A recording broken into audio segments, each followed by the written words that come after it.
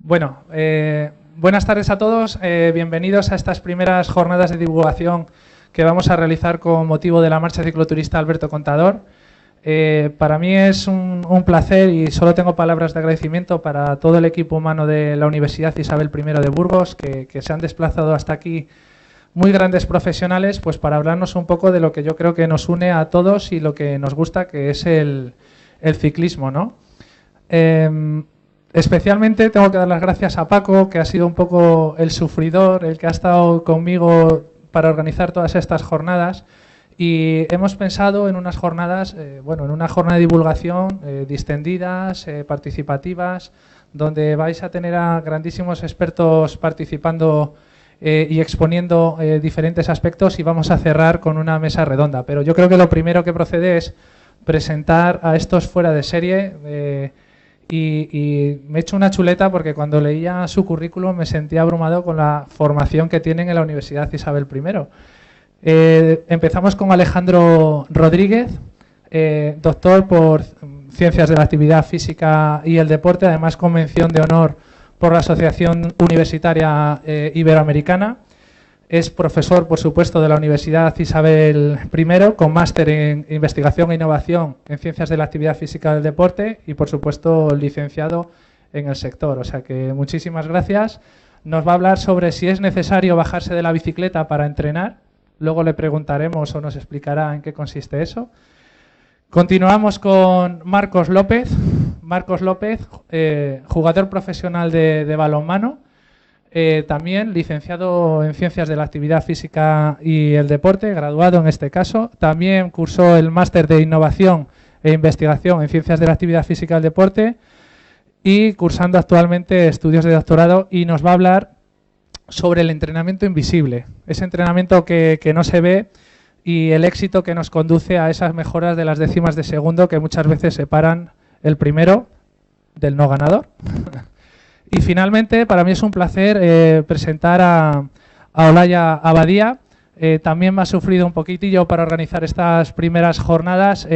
Pues qué decir de ella. Es vicerrectora de Ordenación Académica de la Universidad Isabel I, es la decana de la Facultad de Ciencias de la Salud, doctora cum laude por Ciencias de la Actividad Física y del Deporte, y con algo que creo que nos va a nutrir bastante a todos, que ha sido nadadora internacional con la selección española.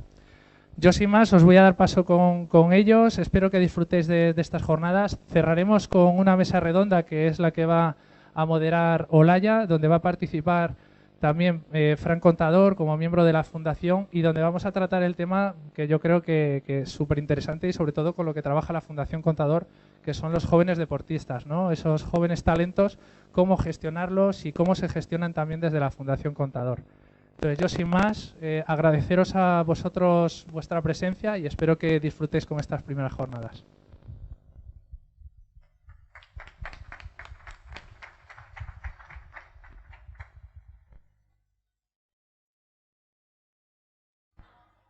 Bueno, buenas tardes a todos. En primer lugar, agradecer a la organización y en especial a Oliver y a Fran su invitación para que estemos aquí y tratemos de contar algunos aspectos relativos al entrenamiento del ciclismo, y en segundo lugar, y por supuesto, a vosotros, porque si vosotros no estuvierais aquí, tanto los que estáis siguiendo la ponencia en directo como las que están siguiendo a través del streaming desde su casa, no estuvieseis viéndolo, no llevaríamos a cabo estas jornadas, ¿vale? En primer lugar, yo durante esta primera ponencia voy a tratar de hablaros de cómo optimizar el entrenamiento en ciclismo. Y para ello, antes de comenzar, quiero que plantearos una pregunta, la cual no me tenéis que responder. Simplemente, durante esta primera diapositiva y la siguiente, pensáis un poco en ella. ¿Por qué me preguntará Alejandro este aspecto? A ver si es necesario bajarse de la bicicleta para entrenar, ¿vale? Pensamos un poquito ahí, 2-3 segundos cada uno, y al final de la ponencia os la voy a volver a poner, y a ver si vuestra opinión al respecto sigue siendo la misma o si bien la opinión ha cambiado. Durante toda la presentación yo voy a ir a referirme sobre todo a estudios científicos, y obviamente está muy bien que todo esté sustentado y que haya detrás de ellos pues una serie de publicaciones que lo fundamenten. Pero eso para nosotros no tiene importancia si no somos capaces de que esos estudios científicos tengan una aplicación práctica directa para nosotros. A nosotros, como entrenadores o como deportistas, no nos vale que haya un estudio científico, que haya llevado a cabo tal proceso de intervención, si luego yo, en mi día a día, no soy capaz de aplicarlo a mis entrenamientos. Pues vamos a ver si somos capaces de cada uno de esos estudios cruzar ese puente y aplicar directamente la ciencia en nuestra práctica de entrenamiento. Es lo que voy a intentar, sobre todo, durante esta presentación. Como os he dicho, yo voy a abordar sobre todo el entrenamiento de fuerza en los deportes de resistencia. Aunque no lo parezca, la mayoría de estudios, o prácticamente diría que la totalidad, se han publicado recientemente en los últimos 15 años. Por lo tanto, yo os voy a hablar de una serie de consideraciones que ahora son así, pero probablemente mañana o pasado sean diferentes. Es un aspecto relativamente reciente. Lo veréis en muchas de las referencias que utilizo, que están publicadas incluso en este año 2017. O sea que es un aspecto muy novedoso que se está empezando a utilizar en los deportes de resistencia, como es el ciclismo, evidentemente. Bueno, en primer lugar, el rendimiento en ciclismo va a estar condicionado por tres aspectos, ¿no? Obviamente el rendimiento en esta modalidad deportiva va a estar determinado por la velocidad más elevada que yo sea capaz de mantener durante la duración de la prueba. Si yo soy capaz de realizar la prueba a 33 km por hora, obviamente llegaré antes que uno que sea capaz de realizar la prueba a 32 km por hora, ¿no? Pues esa capacidad que yo tengo de realizar esa prueba a mayor velocidad va a estar condicionada por un componente aeróbico, que estoy seguro que todos habéis oído hablar de él, como es el consumo máximo de oxígeno. Seguro que todos habéis oído hablar de él, que los deportistas de élite lo tienen más elevado y sobre todo los ciclistas es más alto que un sujeto no entrenado o un sedentario. El umbral anaeróbico y, por otra parte, el rendimiento anaeróbico. Pero hay un tercer factor que no estamos tan acostumbrados a escuchar, pero que va a condicionar el rendimiento en una gran medida, como es la eficiencia mecánica, ¿vale? El coste energético, la energía que yo necesito para pedalear a una determinada intensidad.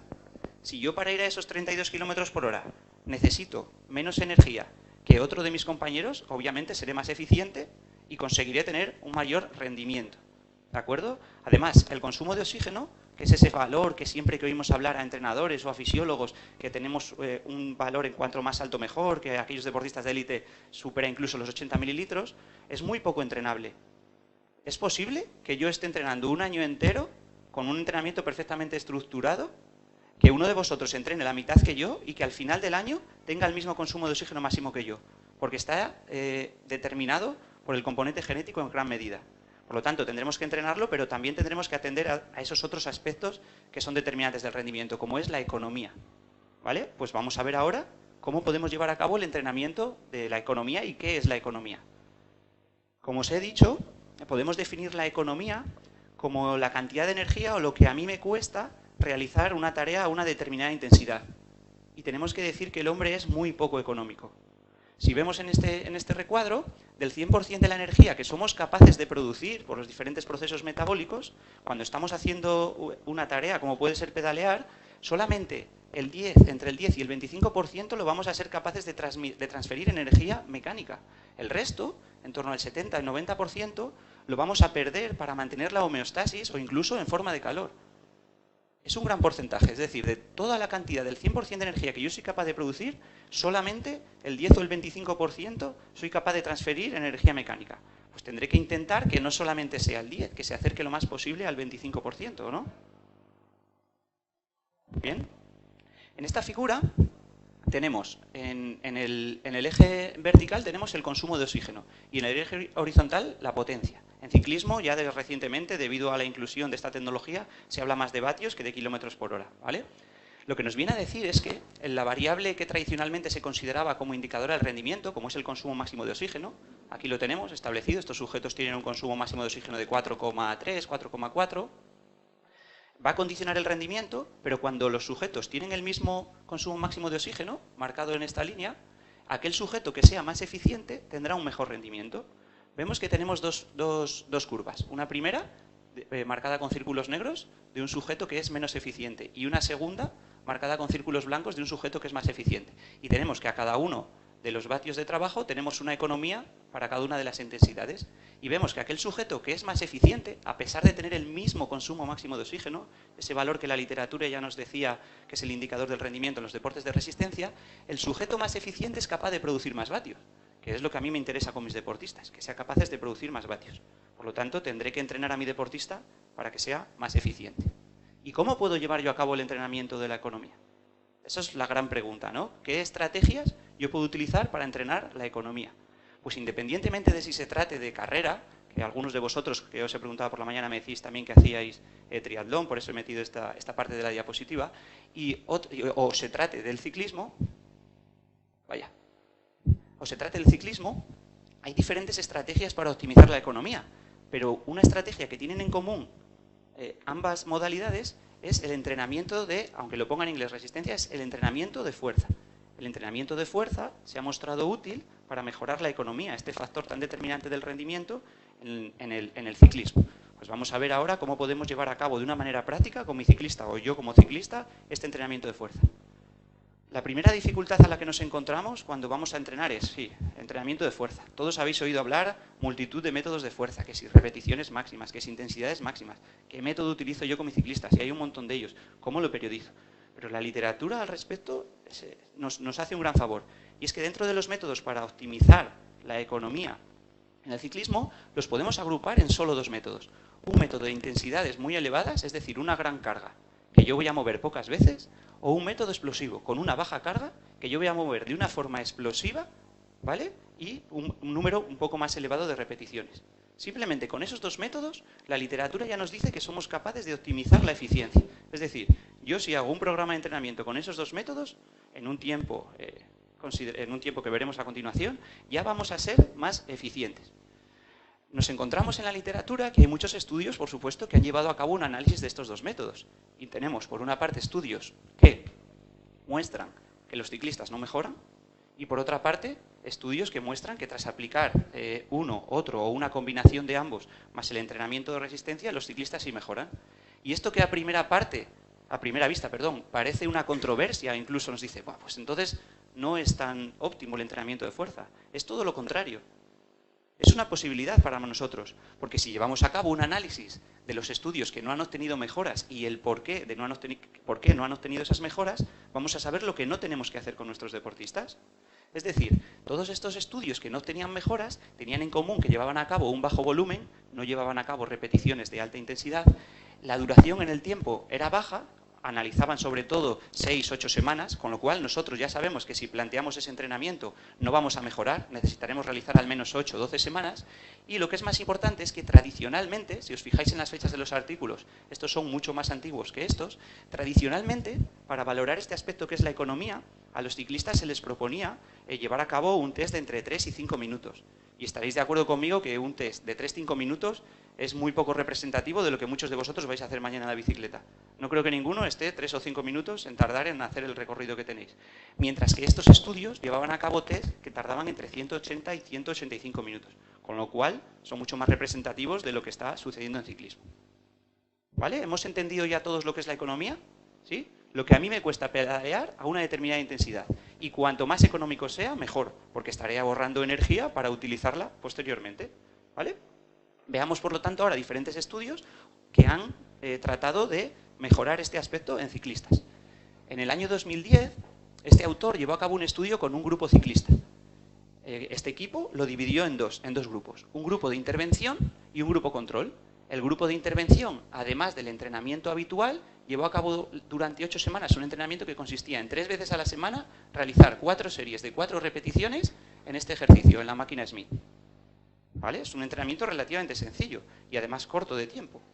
Y compararon el rendimiento antes y después de la intervención en multitud de test. A nosotros no nos interesa saber todos los test que llevaron a cabo, pero sí que hay algunos test que son interesantes para nosotros para el rendimiento como ciclistas. En primer lugar, en este estudio, el grupo de intervención marcado en blanco mejoró significativamente la economía en el test de los 40 minutos con respecto al grupo que solamente había hecho entrenamiento de resistencia. Solamente con esa variable para nosotros este entrenamiento ya es útil. Es decir, si yo en 8 semanas soy capaz de realizar 4 series de 4 repeticiones con 3 minutos de recuperación, voy a mejorar mi economía. Pero además, en este estudio mejoraron la fuerza explosiva de los ciclistas y el margen de mejora podéis observar que es, si comparamos el grupo de intervención con el grupo control, muy elevado. ¿Por qué es interesante mejorar la fuerza explosiva en los ciclistas? Pues porque se ha obtenido que aquellos ciclistas que tengan un mayor porcentaje de mejora en la fuerza explosiva van a tener a su vez un mayor porcentaje de mejora en la economía. Puede ser una capacidad también objetivo para nosotros. Y si os acordáis, en la segunda diapositiva os decía que íbamos a tratar de llevar a cabo una aplicación práctica de cada uno de los estudios. Pues de este ya tenemos ese primer puente en el cual podemos obtener importante información para nosotros. En primer lugar, que como ciclistas no es necesario que el tiempo en el cual vamos a entrenar sea elevado. Este estudio nos ha mostrado que con 20 minutos es suficiente. 20 minutos, ¿eh? No estoy hablando de un entrenamiento de ciclismo de 3 horas, estoy hablando de 20 minutos. Y en segundo lugar, que puede haber una cierta relación entre fuerza explosiva, economía y rendimiento. Son dos aplicaciones prácticas, creo, muy concretas y muy interesantes. Pero claro, aquí nos puede surgir la siguiente crítica, es decir, claro, desde el punto de vista del entrenamiento es normal. Si un grupo realizaba solo entrenamiento de resistencia y el otro grupo, además de ese entrenamiento de resistencia, llevaba a cabo un entrenamiento de fuerza, pues lógicamente iba a mejorar, ¿no? Si yo solo entreno una cosa y mi compañero entrena lo mismo que yo de entrenamiento de resistencia y además un entrenamiento de fuerza, lógicamente sus mejoras serán mayores que las mías. Pero eso no es lo que sucede.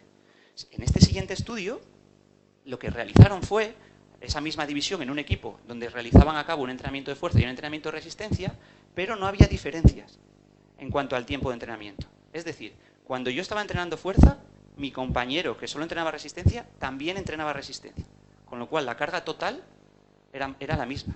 Lo que estaban buscando era ver si había una optimización del rendimiento, no si el rendimiento se había mejorado por el tiempo de trabajo, sino por las características de ese entrenamiento. Y en este estudio, de nuevo, llevaron a cabo un entrenamiento durante 10 semanas en el cual realizaban fuerza con los ciclistas, en estas 10 primeras semanas 2 veces a la semana, y en las semanas entre la 11 y la 25 solamente una vez a la semana, una sesión a la semana. De estos 4 ejercicios, una media sentadilla, una extensión a una pierna, la sentadilla con zancada que todos conocemos y un trabajo para el gemelo. Recordamos, las 10 primeras semanas 2 sesiones y de la semana 11 a la 25 solo una sesión semanal. De nuevo, en este estudio, te la dejo, sí. De nuevo, en este estudio sucedió algo parecido a lo que el estudio anterior. Los autores llevaron a cabo la valoración de múltiples variables. Para nosotros hay algunas variables que son verdaderamente interesantes. Obtuvieron que aquel grupo de entrenamiento que había incluido la fuerza, ¿de acuerdo? El grupo de entrenamiento que había incluido la fuerza no suplementada, sino en lugar de un trabajo de ciclismo, había mejorado significativamente la potencia medido en vatios cuando alcanzamos esa variable que os decía al principio, el consumo máximo de oxígeno. Cuando los sujetos llegaban a su máximo consumo de oxígeno, tanto los de entrenados en resistencia como los entrenados en fuerza, los que habían entrenado en fuerza tenían una mayor potencia, eran capaces de mover más vatios. Y además, si vemos cada una de estas rayitas, que es cada uno de los sujetos, ¿vale? Esto es el antes y esto es el después, todos los sujetos tenían una cierta mejora del rendimiento y como mal menor lo habían mantenido, mientras que el grupo que solo había entrenado resistencia, muchos de ellos incluso hasta disminuían el rendimiento. Otra de las variables que hablamos al principio, como era el umbral anaeróbico, los vatios que los ciclistas eran capaces de mover a esa intensidad de umbral anaeróbico también era significativamente mayor después del entrenamiento en el grupo de entrenamiento de fuerza, mientras que el grupo de entrenamiento de resistencia no lo era. ¿Qué implica esto para nosotros? El umbral anaeróbico es aquella intensidad más elevada que yo soy capaz de realizar en un ejercicio prolongado. Pero un ejercicio prolongado no es un ejercicio de 10 o 15 minutos, es un ejercicio que pueda incluso durar varias horas. ¿Sí?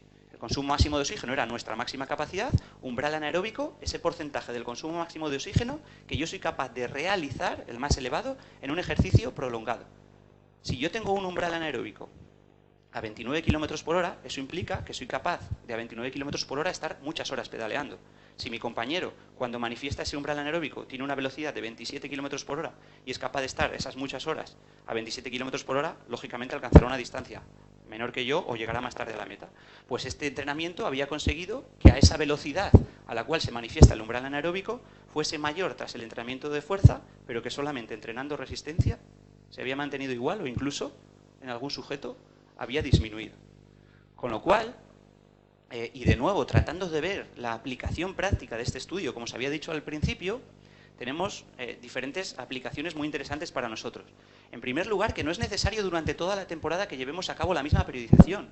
Lo interesante de este estudio es que, acordaros, hacían 10 semanas, 2 sesiones, y en las 15 semanas siguientes solamente una sesión.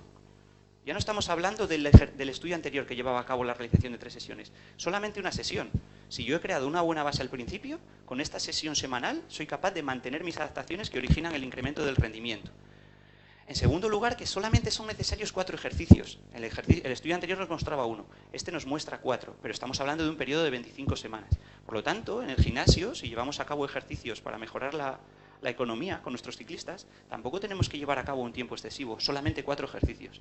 Y lo interesante de este estudio también es que posteriormente lo llevaron a cabo con ciclistas femeninos y se comprobó que los efectos eran los mismos. El entrenamiento de fuerza había mejorado la economía en los ciclistas femeninos, con 2 sesiones semanales durante 10 semanas y solamente con una sesión durante las 15 semanas siguientes. Una sesión había conseguido mantener esos niveles. Otro estudio que quiero enseñaros es este, porque a mí me pareció muy interesante y ahora os voy a explicar el porqué. Tradicionalmente se lleva a cabo la realización de entrenamientos de fuerza, estoy seguro de que muchos de vosotros lo habéis oído, con bajo peso y muchas repeticiones. Es entrenamiento que habitualmente se utilizaba en los gimnasios y es un entrenamiento tradicional. Mientras que en este estudio lo que trataron de ver fue si para el ciclista era mejor llevar a cabo un entrenamiento tradicional que tiene una mayor duración en cuanto a la ejecución de la sesión, con un entrenamiento más moderno donde se utiliza un porcentaje de la carga más elevado, es decir, yo cada repetición no la voy a hacer con una baja carga, sino con una alta carga, y cuál de los dos tipos de entrenamiento era más eficiente. Si uno tradicional, repito, con más duración, o uno más actual con una menor duración. Y lo interesante de este estudio es que no cogieron un equipo ciclista y analizaron a un grupo con un entrenamiento y a otro grupo con otro entrenamiento, sino que lo que hicieron es que a ese mismo grupo ciclista entrenaron una pierna de una manera, con un entrenamiento convencional, y la otra pierna con un entrenamiento de alta intensidad. Esto es interesante, porque ya no va a estar condicionado por las diferencias individuales, ¿vale? Va a estar a ver si cuál de las adaptaciones conseguidas con cada tipo de entrenamiento va a ser mejor. Y hacían este tipo de ejercicio. Obviamente presenta limitaciones en cuanto a la aplicación práctica, por supuesto. Estoy totalmente de acuerdo, no vamos a hacer esto con nuestros ciclistas nunca. Pero el estudio o el tipo de entrenamiento que tenga mayor aplicación lo utilizaré y el tipo de entrenamiento que tenga menor aplicación lo descartaré. Recalco de nuevo, yo no voy a poner a mi ciclista a entrenar con una pierna de una manera y con otra pierna de otra manera, por supuesto. Pero la aplicación práctica de este estudio es muy evidente. El tipo de entrenamiento que obtenga mayores mejoras lo utilizo y el que tenga menores mejoras lo descarto, no lo hago. No gasto tiempo en llevar a cabo este entrenamiento. Y lo que obtuvieron fue que ambos tipos de entrenamiento mejoraban la economía. ¿Vale? La primera conclusión es que puedo llevar a cabo la realización de ambos tipos de entrenamiento y combinarlos. Si los dos mejoran, los puedo llevar a cabo.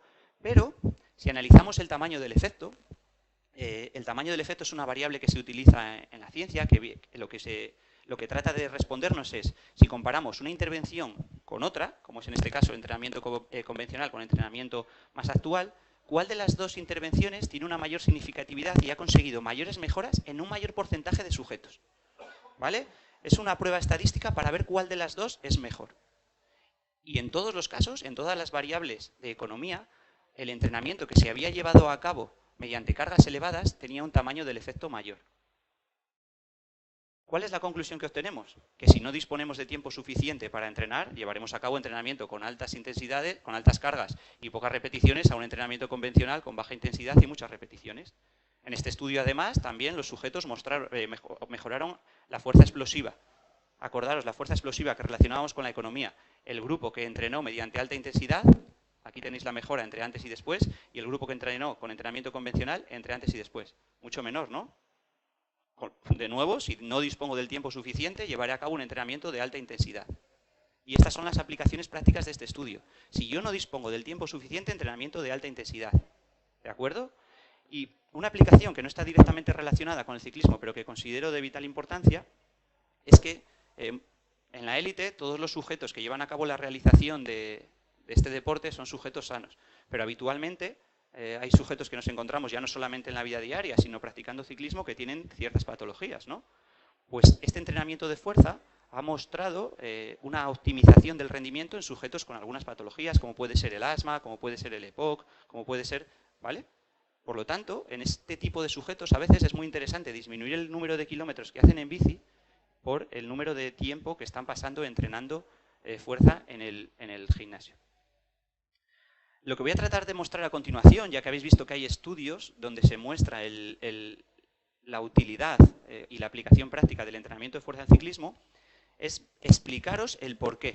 Vamos a explicar de una forma un poco aplicada, una forma de que lo entendáis, de por qué, para tratar de convenceros, tengo que llevar a cabo la realización de entrenamiento de fuerza en ciclistas, ¿vale? Esto se debe fundamentalmente a 3 mecanismos.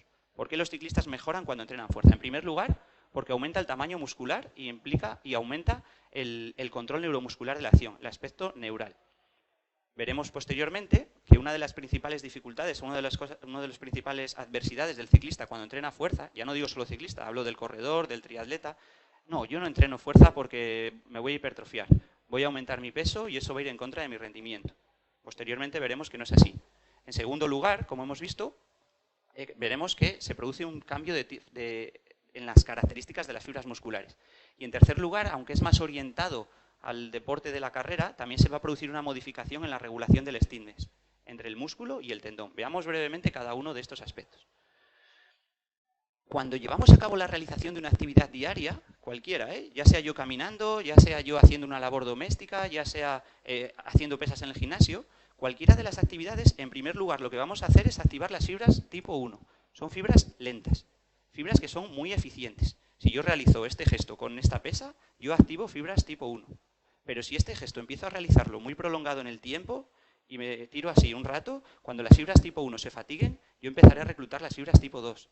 Las fibras tipo 2, que se fatigan más rápidamente, son menos eficientes, pero producen más fuerza que las fibras tipo 1. Pues en ciclismo sucede lo mismo. Cuando yo empiezo a hacer ciclismo, cuando empiezo una prueba, primero recluto las fibras tipo 1. De que se me van fatigando, empiezo a llamar las fibras 2. Y dentro de los dos tipos de fibra 2 que hay, primero reclutaré las tipo 2A y luego las tipo 2X.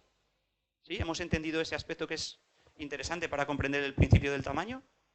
Pues el entrenamiento de fuerza lo que hace es que optimiza estas fibras tipo 1.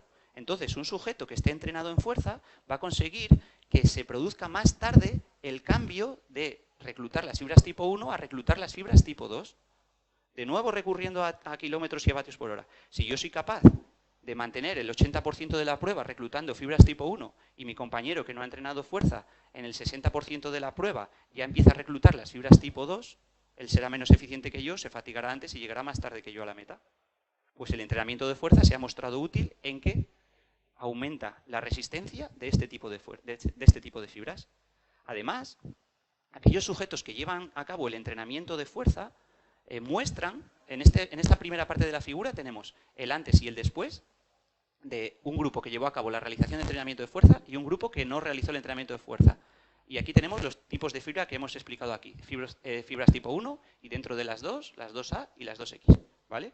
Pues el entrenamiento de fuerza obviamente no va a originar que las fibras tipo 2 se conviertan en fibras tipo 1, porque eso no es posible. Eso depende de la inervación y no es posible. Pero sí que consigue que dentro de las fibras tipo 2, las 2X, que son las menos eficientes de todas, adquieran características de las 2A.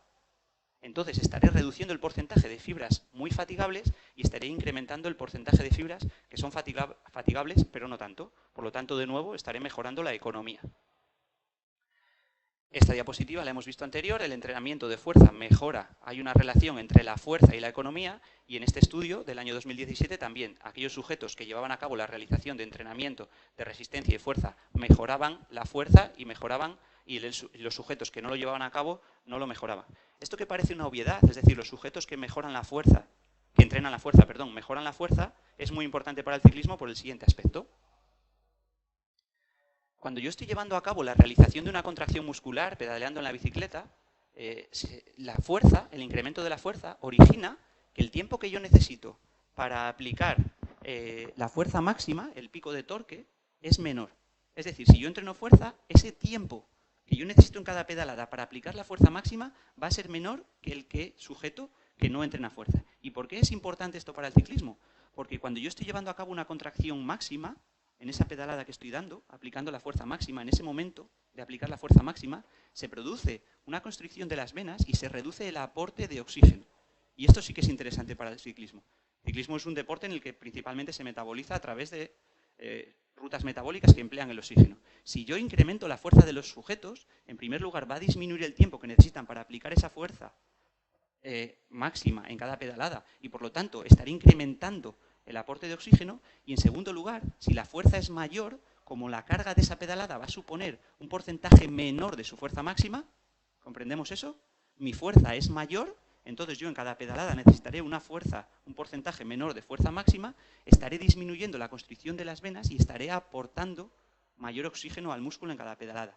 Y este yo creo que es el objetivo principal o el objetivo que da soporte al por qué hay veces que tenemos que dedicarle esos 20 minutos al entrenamiento de fuerza en ciclismo. Hasta aquí yo creo que ya, sinceramente, os he convencido un poco, aunque no al 100%, del porqué de entrenamiento de fuerza en ciclismo. Pero voy a también tratar de mostraros el por qué muchos ciclistas tienen miedo o cuáles son sus argumentos para no llevar a cabo la realización de entrenamientos de fuerza. Como os decía al principio, lo primero que oigo a un ciclista cuando le digo que voy a hacer un programa de entrenamiento de fuerza es no, no, no. Yo fuerza no, yo si hago un entrenamiento de fuerza me voy a conseguir una gran hipertrofia, todos tienen esta imagen en la cabeza, para ellos les parece que es fácil, pero eso no es lo que sucede. Si vemos estas figuras de ciclistas que son relativamente no, de muy élite, este ganó me parece la París-Niza hace 2 o 3 años, vemos que sus músculos, este es un podio del Tour de Francia, sus músculos están hipertrofiados. Yo aquí no veo una masa muscular como la de un sujeto sedentario. Obviamente no es esta masa muscular, pero hay una gran masa muscular. Por lo tanto, la hipertrofia, en cierta medida, es necesaria. Pero aquí los ciclistas tenéis una ventaja con el resto. Y os explico el porqué. Cuando llevamos a cabo una combinación de entrenamiento de fuerza y entrenamiento de resistencia, hay un concepto que se denomina el efecto de interferencia. Cuando yo combino esos dos tipos de entrenamiento, lo que actualmente también está muy de moda, que se llama entrenamiento concurrente, ¿vale? Combinar entrenamiento de fuerza y de resistencia, se dan una serie de situaciones a nivel interno del músculo que no son favorables para el desarrollo de la hipertrofia, ¿vale? Los marcadores proteicos de cada uno de esos tipos de entrenamiento, las adaptaciones que se producen al combinar entrenamiento de fuerza y entrenamiento de resistencia, originan que la hipertrofia no sea muy elevada. Entonces nos encontramos en una situación en ciclismo que es óptima. Que llevéis a cabo entrenamientos vosotros mismos y con vuestros ciclistas no va a originar un exceso de hipertrofia en el rendimiento. Solamente vamos a encontrarnos con problemas al combinar estos dos tipos de entrenamiento cuando llevemos a cabo la búsqueda de adaptaciones periféricas. Cuando yo esté buscando adaptaciones centrales en el entrenamiento de resistencia y adaptaciones centrales en el entrenamiento de fuerza, no voy a tener problemas. Pero cuando lleve a cabo la realización o la búsqueda de entrenamiento de adaptaciones periféricas en entrenamiento de fuerza y de resistencia, es donde probablemente tenga que tener un especial cuidado. ¿De acuerdo? Y por último, el aspecto, desde el punto de vista de la fisiología, que parecía que no recomendaba el entrenamiento de fuerzas en el ciclismo es el siguiente. Como hemos visto, el rendimiento del ciclismo va a estar determinado por una serie de aspectos aeróbicos. Hablábamos de consumo máximo de oxígeno, hablábamos de umbral, y hablábamos también de aporte de energía anaeróbica. En esta figura tenemos, estos son fibras musculares, una fibra muscular entera y cada uno de los tipos de fibras musculares. Y con las flechas tenemos marcados los capilares, ¿vale? Las venas que aportan sustratos y oxígeno a cada una de esas fibras. Si yo llevo a cabo un entrenamiento de fuerza y se produce una hipertrofia, probablemente esta fibra, que ahora es así, después del entrenamiento de fuerza será mucho más grande y tendremos un menor número de capilares por cada músculo. Entonces aportaré menos cantidad de sangre y de oxígeno. Pero esto, de nuevo, esto que se creía tradicionalmente que podía limitar el rendimiento, no es así. La literatura llevó a cabo un estudio en el cual se analizó la densidad de capilares por fibra muscular antes y después del entrenamiento de fuerza y no había diferencias entre un grupo que entrenó fuerza y un grupo que entrenó fuerza y resistencia. Y por último, esta es la última diapositiva de la presentación, hay un autor español, un fisiólogo español, perdón, que se llama Íñigo Mújica, que continuamente está llevando a cabo la realización de publicaciones al respecto del ciclismo y del entrenamiento de fuerza en resistencia. Y en el año 2016 realizó una revisión. Una revisión no es un estudio basado en sujetos, como los que hemos visto antes. Es una revisión basada en estudios anteriores. Con lo cual la muestra no son sus sujetos, la muestra son los sujetos de los estudios anteriores. Y realizó una revisión para tratar de dar una serie de aplicaciones prácticas en el ciclismo. Os recomiendo, sinceramente, que si podéis, la leáis. Está escrita de una forma muy didáctica y es sencilla de leer. Y si no queréis entrar a leer un artículo científico, os recomiendo otro aspecto que es mucho más sencillo. Hay un autor que se llama Jean Lemaire, que lo que realiza es que de cada uno de estos estudios que verdaderamente son interesantes, hace una infografía. Es decir, trata de resumir las 8 o 9 páginas del artículo en una sola imagen. Y en este caso tenemos la suerte de que de este estudio realizó esa infografía, esa imagen en la cual nos daba 10 principios fundamentales para el entrenamiento de fuerza en el ciclismo. Para tratar de resumiros estos 10 principios, tenemos que decir que cuando llevemos a cabo entrenamiento de fuerza en deportes de resistencia, concretamente en el ciclismo, tendremos que llevar a cabo ejercicios con grupos musculares similares a los que se realizan durante la competición. Los tenemos ahí atrás, los 4 ejercicios del estudio anterior que os comenté. Tendremos que llevar a cabo la realización del entrenamiento de fuerza a una alta velocidad de contracción en la fase excéntrica. Por ejemplo, si yo estoy haciendo un ejercicio de sentadilla, ¿vale? No tengo que hacer un ejercicio de sentadilla a la misma velocidad, sino que tendré que hacer un ejercicio de sentadilla con la fase concéntrica a muy alta velocidad y la fase excéntrica en torno a 2-3 segundos más lenta que la fase concéntrica. Durante la pretemporada, como hemos visto anteriormente, con 2 sesiones de entrenamiento es suficiente, y luego, durante la temporada, con una, me vale para mantener esas adaptaciones. No nos olvidemos de que estamos en ciclismo y que el objetivo primordial es mejorar la resistencia, que no tendremos que llevar a cabo nunca la realización de ejercicios al fallo, ¿vale? Con un número de repeticiones sin una carga submáxima. Y luego, que cuando llevemos a cabo la realización de este entrenamiento concurrente, mezclando entrenamiento de fuerza con entrenamiento de resistencia, tendremos que separar al menos el ejercicio de fuerza 3 horas del entrenamiento de resistencia, cuando llevemos a cabo de una forma primaria el entrenamiento de resistencia. Es decir, si yo por la mañana llevo a cabo un entrenamiento de resistencia, tendré que esperar al menos 3 horas para realizar el entrenamiento de fuerza posterior. Y por último, en esta imagen tenemos a una de las primeras programadoras, que era una militar de la Marina de Estados Unidos, y es una de las primeras personas que llevó a cabo ejercicios de programación. Y nos dijo una frase que yo creo que es muy representativa de todo lo que os he venido contando ahora. Y nos venía a decir que la frase más peligrosa que hay en cualquier lenguaje es que cuando te preguntan una cosa, un aspecto, la respuesta sea que lo haces así porque siempre lo has hecho así. Y creo que esta es una frase que resume perfectamente la presentación que acabo de llevar a cabo. Y ahora, antes de finalizar y que pase mi compañero a realizar la siguiente exposición, os planteo de nuevo una pregunta que realicé al principio y creo que alguno de vosotros ha cambiado vuestra opinión al respecto de si es necesario o no el entrenamiento de fuerza en ciclismo. ¿Vale? Pues yo con esto doy por finalizada mi intervención, y de que acabe Marcos, pues encantado de, si tenéis alguna duda, de tratar de resolverla.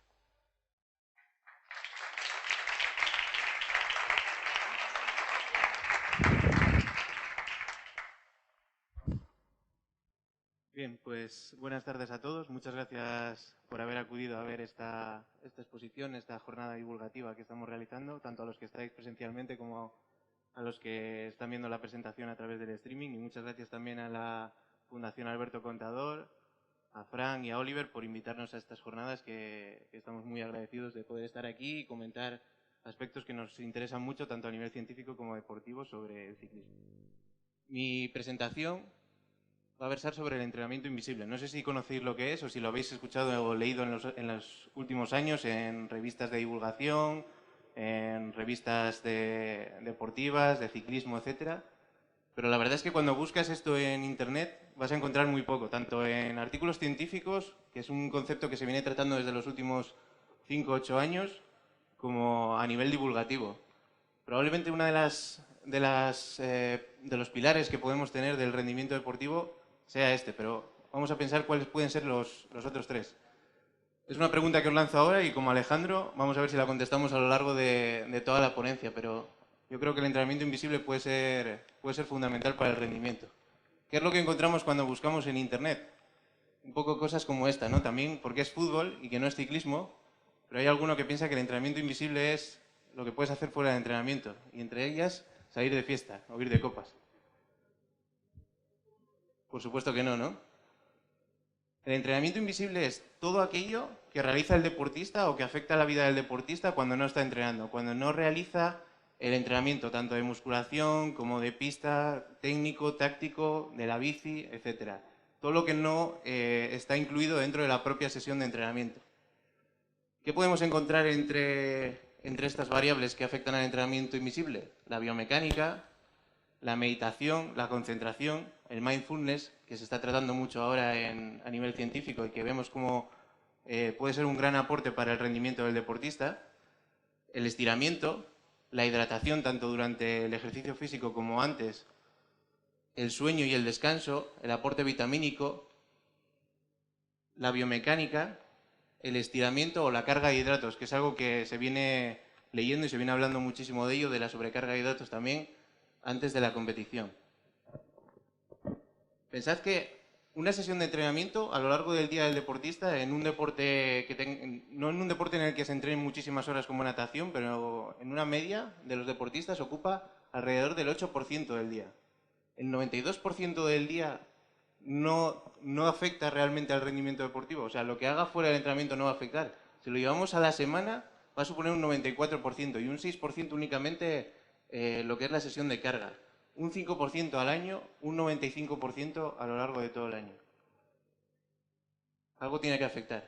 Yo voy a tratar 3 aspectos fundamentales del entrenamiento invisible en el ciclismo. Uno de ellos puede ser la biomecánica y la ergonomía del ciclista sobre la bicicleta.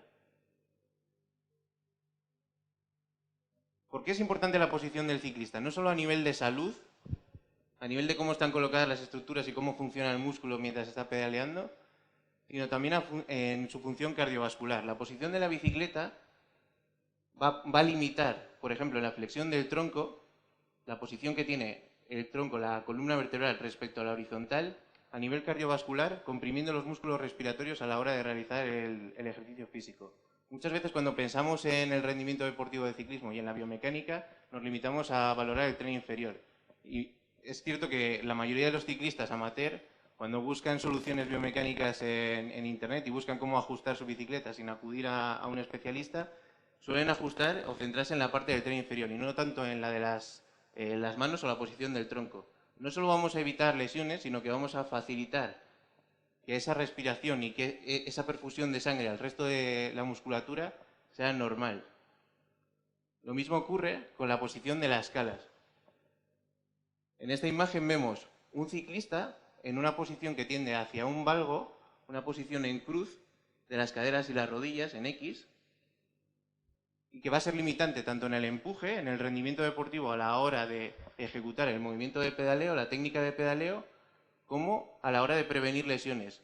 Una posición rotada, abducida y que además está haciendo una fuerza, un gran movimiento, un gran esfuerzo en vatios, va a tender hacia lesiones de ligamento cruzado y ligamento externo, por ejemplo. Y en este caso tenemos un ciclista que está en una posición de varo, justamente lo contrario, una posición que nos recuerda un poco a la que tienen los futbolistas. Va a tender justo a lo contrario.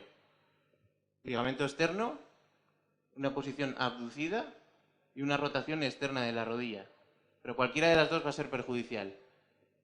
Hay que tener muy en cuenta la posición de las calas, la alineación de las calas, para un mayor aprovechamiento de la fuerza, y especialmente también en el caso de la mujer. La condición de la cadera de la mujer de valgo fisiológico, una posición que ya de por sí está en X, en una posición anatómica normal, viene determinada por el embarazo, por el parto. Es una posición que facilita el movimiento de nutación de la mujer a la hora del parto. El empuje para permitir que el niño salga. Esta posición va a tener que ser corregida a la hora de realizar el ajuste sobre la bicicleta.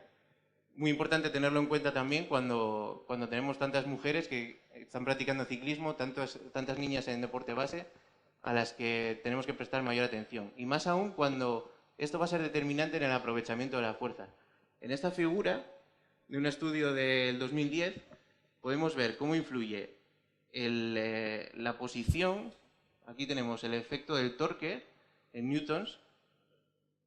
La posición de la biela, tenemos de 0 a 270 grados. Esta sería la parte del recobro de la biela, de la recuperación de la biela, y cómo influye en el torque. La posición de la biomecánica de la bicicleta nos va a facilitar, si es correcta, un mayor empuje y un menor gasto energético. Igualmente, el movimiento angular, la amplitud de movimiento que podamos desarrollar en la cadera, la rodilla y el tobillo va a determinar esa eficiencia del pedaleo. No es así cuando estamos tratando o cuando nos centramos en la técnica de pedaleo. La técnica de pedaleo o el rango de movimiento que pueda tener en el tobillo un atleta de élite comparado con un atleta amateur va a permitir que el gasto energético sea menor incluso aunque hagan el mismo esfuerzo. O sea que la técnica va a influir, pero antes de trabajar la técnica vamos a tener que determinar cómo es la posición de la bicicleta de ese sujeto y adaptar las medidas de la bicicleta a la anatomía del ciclista.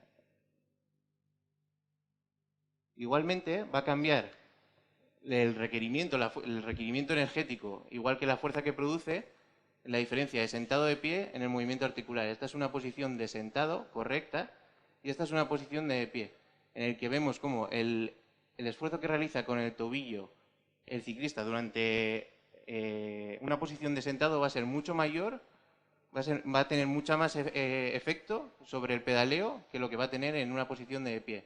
Igualmente, cómo puede ser una posición excesivamente retrasada o una posición y con el pedal mal orientado a una técnica correcta de pedaleo en la que los vectores de fuerza que nos devuelve el pedal a la hora de ejecutar la fuerza sobre la biela pasan cerca de las articulaciones. Lo que tenemos que tener es a tener una técnica de pedaleo eficiente en la que el vector de fuerza pase lo más cerca posible de las articulaciones para que aprovechemos todo el empuje. Lo mismo ocurre con la aerodinámica de la bicicleta. En el momento en el que el ciclista va bien posicionado en la bicicleta, puede llegar a aprovechar hasta un 11% de la energía que está empleando. Con lo cual, un aumento del rendimiento muy significativo. Y todo esto lo hace fuera de la sesión de entrenamiento. Toda esta biomecánica y esta técnica de pedaleo la tiene que trabajar fuera de la sesión de entrenamiento. Esto no es parte de la sesión principal. Esto es un ajuste externo. Lo mismo ocurre con el control térmico. Actualmente se está trabajando sobre el enfriamiento antes del ejercicio, durante el ejercicio y post-ejercicio para mejorar la eficiencia cardiovascular y la eficiencia muscular del ejercicio. El pre-cooling es como llamamos a esa actuación que realiza el deportista para enfriar y bajar la temperatura central del cuerpo antes de realizar el calentamiento. Con lo cual, lo que el ciclista quiere realizar es un calentamiento periférico. La temperatura periférica es la que permite que la sangre llegue al músculo y que, por tanto, sea eficiente. Sin embargo, la temperatura central va a disminuir el rendimiento y, por tanto, la capacidad cardiovascular va a disminuir del sujeto. Esto sería el pre-cooling. El per-cooling sería ese enfriamiento que realiza también de la temperatura central, esa baja de la temperatura central durante el ejercicio. Y el post, el que realiza después de la actividad, facilitando la recuperación, facilitando la reestructuración biológica, etc. En este estudio de 2015 se analizaron distintas estrategias. Esto es un metaanálisis. Si antes Alejandro explicaba en qué consiste una revisión, una review, en la que los sujetos de estudio no son personas, no son participantes, sino que son artículos y trabajos de investigación, esta sería lo siguiente a la revisión. Un metaanálisis es una revisión de revisiones, lo que viene después. En este metaanálisis se analizaron distintas estrategias de pre-cooling. Cómo enfriar el cuerpo para bajar la temperatura central y así aumentar el rendimiento cardiovascular. Una de ellas es el chaleco de hielo, el chaleco helado. Otra de ellas es la inmersión en agua helada. Otra, la ingesta de agua o la ingesta de agua fría con hielo. De todas ellas se vieron que los que más efectos tenían en el deportista, el mejor desarrollo cardiovascular, venía dado por los métodos mixtos de enfriamiento y también por la ingesta de agua fría, previa al ejercicio. Aunque esto es el tamaño del efecto, como decía antes Alejandro también. Aunque en ocasiones se vio también con una muestra muy reducida, pero bueno, hay que tenerla en cuenta, como la inmersión en agua fría previa al ejercicio provocaba también un enfriamiento de la temperatura, una bajada de la temperatura periférica, no solo de la temperatura central. Sin embargo, en el per-cooling, el enfriamiento durante el ejercicio, se ha visto como es precisamente el chaleco helado el que mejor tamaño del efecto ha conseguido sobre el entrenamiento. O sea que los chalecos helados serían el mejor método, la mejor estrategia para bajar la temperatura central del individuo y así mejorar la capacidad cardiovascular. Me imagino que nadie ha traído chaleco helado para mañana, ¿no? Bueno, va a hacer frío, así que no pasa nada. ¿Qué conseguimos con esto? Una combinación de pre-cooling y una combinación de per-cooling aumenta el rendimiento, baja la temperatura central, reduce además la fatiga muscular que tiene el sujeto y por tanto aumenta el rendimiento y también reduce la frecuencia cardíaca final después del ejercicio. ¿Qué hacer después de la actividad? El baño de agua helada. Esta también es una infografía, como decía Alejandro, de Jan Lemaire. En este caso es de un metaanálisis en el que se ha estimado, o se ha concluido que la mejor forma de realizar un enfriamiento después del ejercicio es a una temperatura de entre 11 y 15 grados centígrados durante 11 a 15 minutos. Pero aún así se encuentran aspectos negativos de este trabajo, de esta estrategia. ¿Cuáles son los aspectos negativos? Que puede limitar la respuesta de las células satélites y, por tanto, en un trabajo de fuerza nos puede limitar. O sea, si estamos en un periodo de entrenamiento en el que estamos realizando un trabajo de fuerza, de desarrollo muscular, y utilizamos este tipo de estrategia, puede que sea limitante, puede que baje los resultados. Igualmente, en un trabajo de flexibilidad o de adaptación a la flexibilidad de la fibra, también nos va a limitar. ¿Y cuáles son los beneficios? Que mejora mucho la recuperación muscular, que reduce el efecto del ejercicio en el daño muscular tardío, y que favorece también a una mejora de la calidad del sueño, que es lo que vamos a ver ahora después. El descanso y la recuperación, una parte fundamental del entrenamiento invisible y que probablemente es la más desatendida de todas ellas. ¿Cuál es la distribución del tiempo en el deporte amateur? En una sesión, en un día de entrenamiento, en una semana de entrenamiento.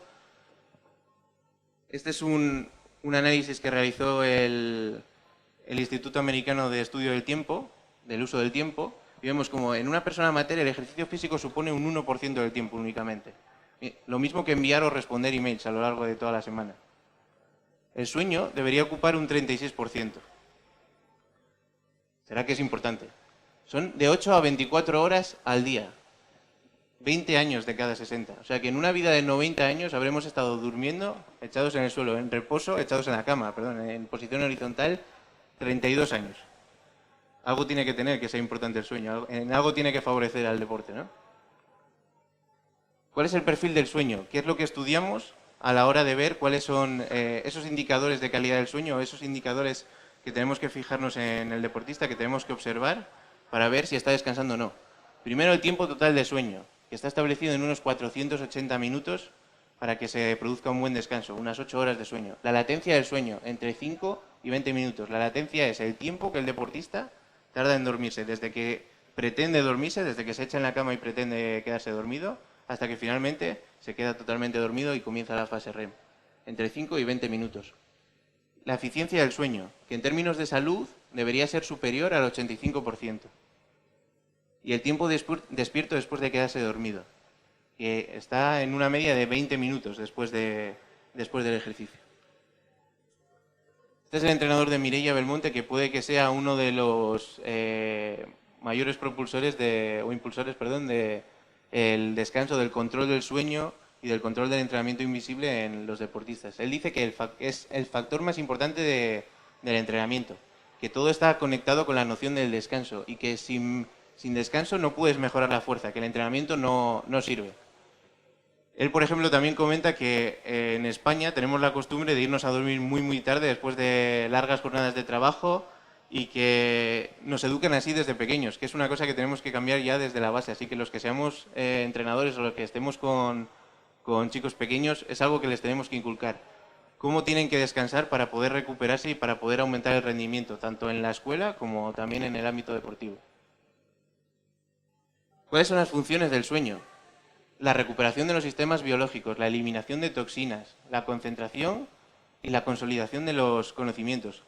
Todo está relacionado con lo que decíamos antes. Mejorar la calidad del sueño de los deportistas va a mejorar no solo el rendimiento deportivo, sino, como dice aquí, la concentración y la consolidación de conocimientos. No solo aspectos técnico-tácticos, sino también pensemos en rendimiento académico. Así se ha establecido que son más o menos 8 horas lo que deberíamos dormir para mejorar el descanso, para que el descanso fuera correcto y que la recuperación fuera la correcta. Pero una cosa que se pregunta mucha gente es, cuándo realizar el ejercicio, si de manera matutina o vespertina.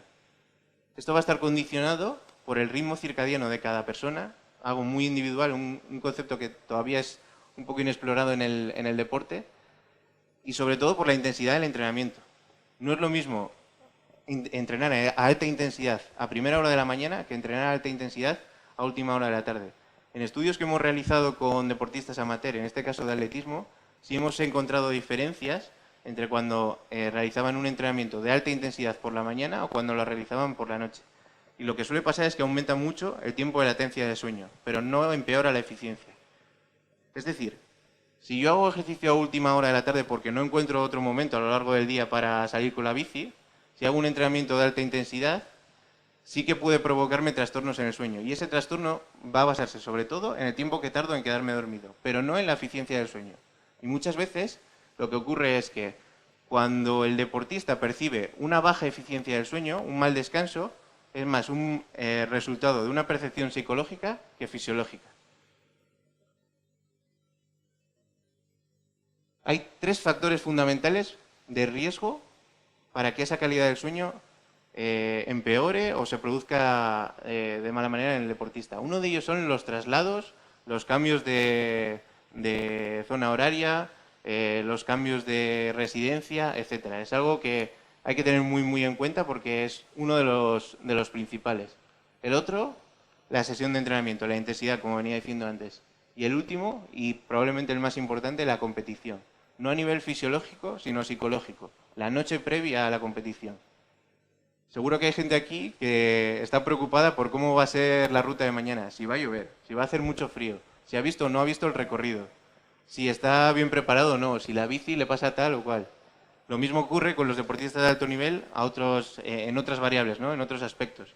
Y ahora mismo estamos realizando un estudio con una escuela de fútbol de rendimiento, evaluando cómo es la calidad del sueño en deportistas de alto nivel, muy pequeños, de 10 a 12 años, pero que compiten contra equipos internacionales como Real Madrid, Milán, etc. Estos niños lo que hemos visto es que las noches antes del partido, a pesar de que vienen descansados de su casa y que en principio podrían tener un descanso normal, tienen una eficiencia del sueño mucho peor, unos resultados de eficiencia del sueño peores que cuando han realizado el partido, han jugado 3 partidos incluso en una misma jornada y tienen que competir al día siguiente. O sea, lo que les viene bien es estar muy cansados para dormirse rápidamente y no pensar en el partido de mañana. Como vengan descansados y al día siguiente tengan que competir, van a tardar mucho más en dormirse y van a dormir peor por ese aspecto probablemente psicológico que afecta a la calidad del sueño. En este estudio de 2016 se compararon los resultados del tiempo total de sueño y de la eficiencia del sueño, otro metaanálisis también, una revisión de revisiones, en distintos deportes. Y vemos como en equipos nacionales de élite de ciclismo se duerme en torno a 7,6 horas de sueño y la eficiencia sigue siendo superior al 85%. O sea que a pesar de que duermen menos de 8 horas, sí que consiguen una eficiencia de salud, en términos de salud, aunque no es, digamos, un valor significativo, un valor por encima de lo normal, sí que es un valor que lo podemos considerar sano, un valor apropiado. Donde mejor se ha visto en este metaanálisis que donde mejor duermen, o los equipos que mejor duermen, eran los de élite de fútbol, y por ejemplo este ARF son los árbitros de rugby de la Federación Australiana.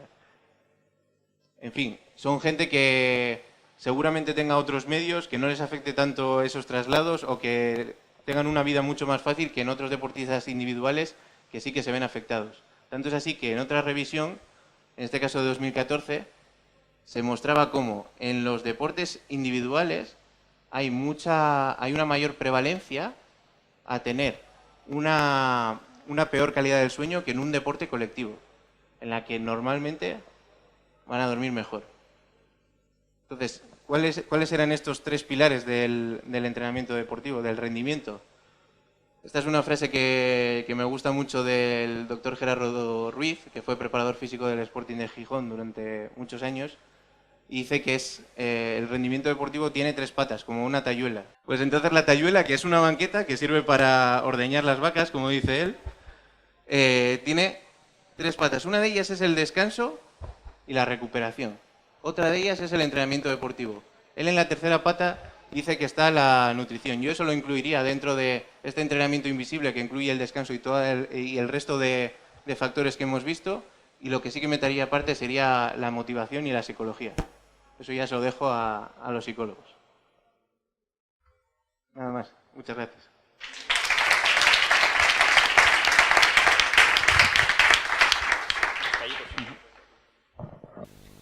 Si alguien tiene una pregunta, le pasamos el micrófono.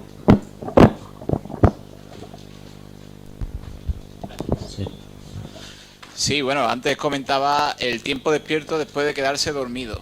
A ver si lo podría aclarar un poco. Normalmente, en la evaluación del sueño se suelen utilizar dos metodologías.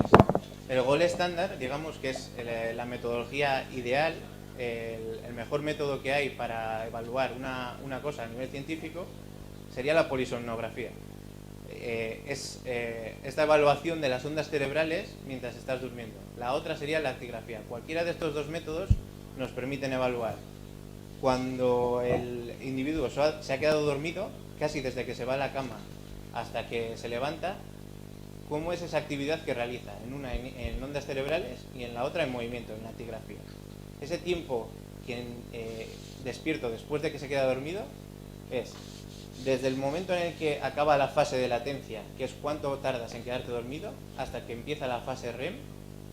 Una vez que empiezan los 4 ciclos de fase REM, no REM, los despertares que tienes a lo largo de la noche serían todo el tiempo despierto después de quedarte dormido.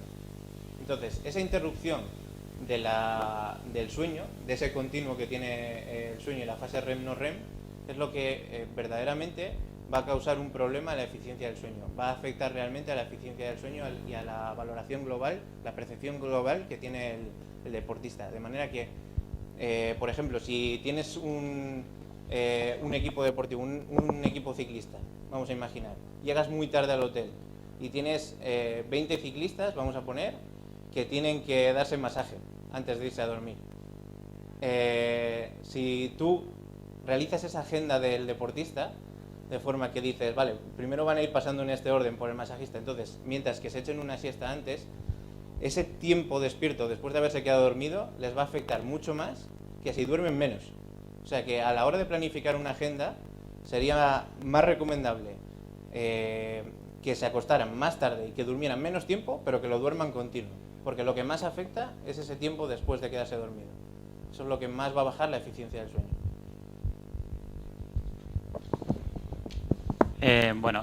La pregunta es para tu compañero. Antes has hablado en el entrenamiento concentrado, en el que se entrenaba la resistencia y la fuerza en la misma jornada, de que se recomendaban unas 3 horas de descanso entre el entrenamiento de resistencia, creo que venía en este orden, y después el de fuerza. Me gustaría saber si las últimas evidencias dicen que ese orden de entrenamiento es el más adecuado o al revés, porque he oído un poco las dos versiones. Y luego, otra pregunta aparte. Pusiste una diapositiva en la que se analizaban un poco el entrenamiento de fuerza máxima, fuerza potencia, y había un tipo de entrenamiento al final de la diapositiva en el que los dos sujetos empeoraban. Me gustaría saber qué tipo de entrenamiento era ese. Usamos la diapositiva ahora. Respecto al entrenamiento concurrente, es cierto que ahí la literatura no es que haya controversias, es que el tipo de entrenamiento que tú tienes que llevar a cabo, de si utilizar primero el entrenamiento de fuerza o el entrenamiento de resistencia, depende de cuál sea tu objetivo. Si tú en ese momento de la temporada el objetivo es que mejoren aspectos neuromusculares relacionados con el rendimiento en fuerza, tendrás que priorizar ese tipo de entrenamiento sobre el entrenamiento de resistencia. Entonces, en ese caso, yo utilizaría primero la sesión de entrenamiento de fuerza, atendiendo a las características particulares del ciclismo, donde evidentemente en un mayor número de ocasiones primero va a ser el entrenamiento de resistencia el objetivo. Entonces en ese caso situaría delante el entrenamiento de resistencia. Pero sin ser totalmente drástico, a nivel teórico, lo ideal es colocar primero el entrenamiento de resistencia con esa separación de al menos de 3 horas en este deporte. O sea que quizás en deportes de resistencia, el orden más adecuado o indicado sería ese primero. Por el objetivo que tiene esta modalidad deportiva, sí. Cuando tú estés buscando esa hipertrofia muscular, esa ganancia de fuerza muscular que pueden ser características de otras modalidades deportivas, al contrario que en el ciclismo. Eso se debe a lo que yo os comentaba, que hay un proceso de transducción proteico en el cual no es el caldo de cultivo ideal para que se produzca esa hipertrofia y esas ganancias de fuerza. Sí. Hay una revisión relativamente reciente, relativamente reciente no, de este 2017, que lo que argumenta es esto que te acabo de contar, porque la fatiga que ocasiona el ejercicio de fuerza. Entonces, en función del tipo de entrenamiento, del objetivo que tú tengas, colocarás una sesión u otra. Por eso colocar el entrenamiento de fuerza, de resistencia primero. Este entrenamiento al que no estamos tan habituados como es de fuerza en los ciclistas, si yo lo llevo a cabo va a originar una mayor fatiga que no sean capaces de realizar la sesión de entrenamiento de ciclismo. Por eso es el motivo. Pero la clave, el objetivo que tú tengas en ese momento de la temporada. Respecto a la diapositiva, te la pongo y así... Pero no sé si era relacionado con este entrenamiento, me parece recordar. Aparecía una gráfica y había diferentes tipos de entrenamiento. Existía el entrenamiento de fuerza máxima, de fuerza potencia, aparecía otro entrenamiento más al final de me parece que era este. O uno muy parecido a este. Entonces... Vale.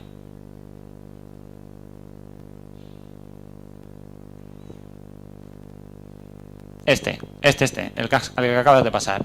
¿Ves? Si te fijas en el último tipo de entrenamiento, ambas gráficas son negativas. Pero, eso era positivo. Sí, esa variable es positiva. No, porque el rendimiento no siempre se mide porque el porcentaje de cambio sea positivo. El porcentaje es positivo, no es negativo. Si querías saber si era que habían empeorado, no. Pero solo son dos tipos de entrenamiento. En este estudio del 2013 comparaban el entrenamiento de altas intensidades, que os llamó mucho la atención, porque a mí me pasó lo mismo, de realizarlo con una pierna a realizarlo con otra pierna, que a nadie se le puede ocurrir en la práctica llevar a cabo ese tipo de entrenamiento. ¿Vale? Y sí que era positivo, no empeoraban el rendimiento. Sí. Vale, pues hasta aquí mis dudas. Muchas gracias.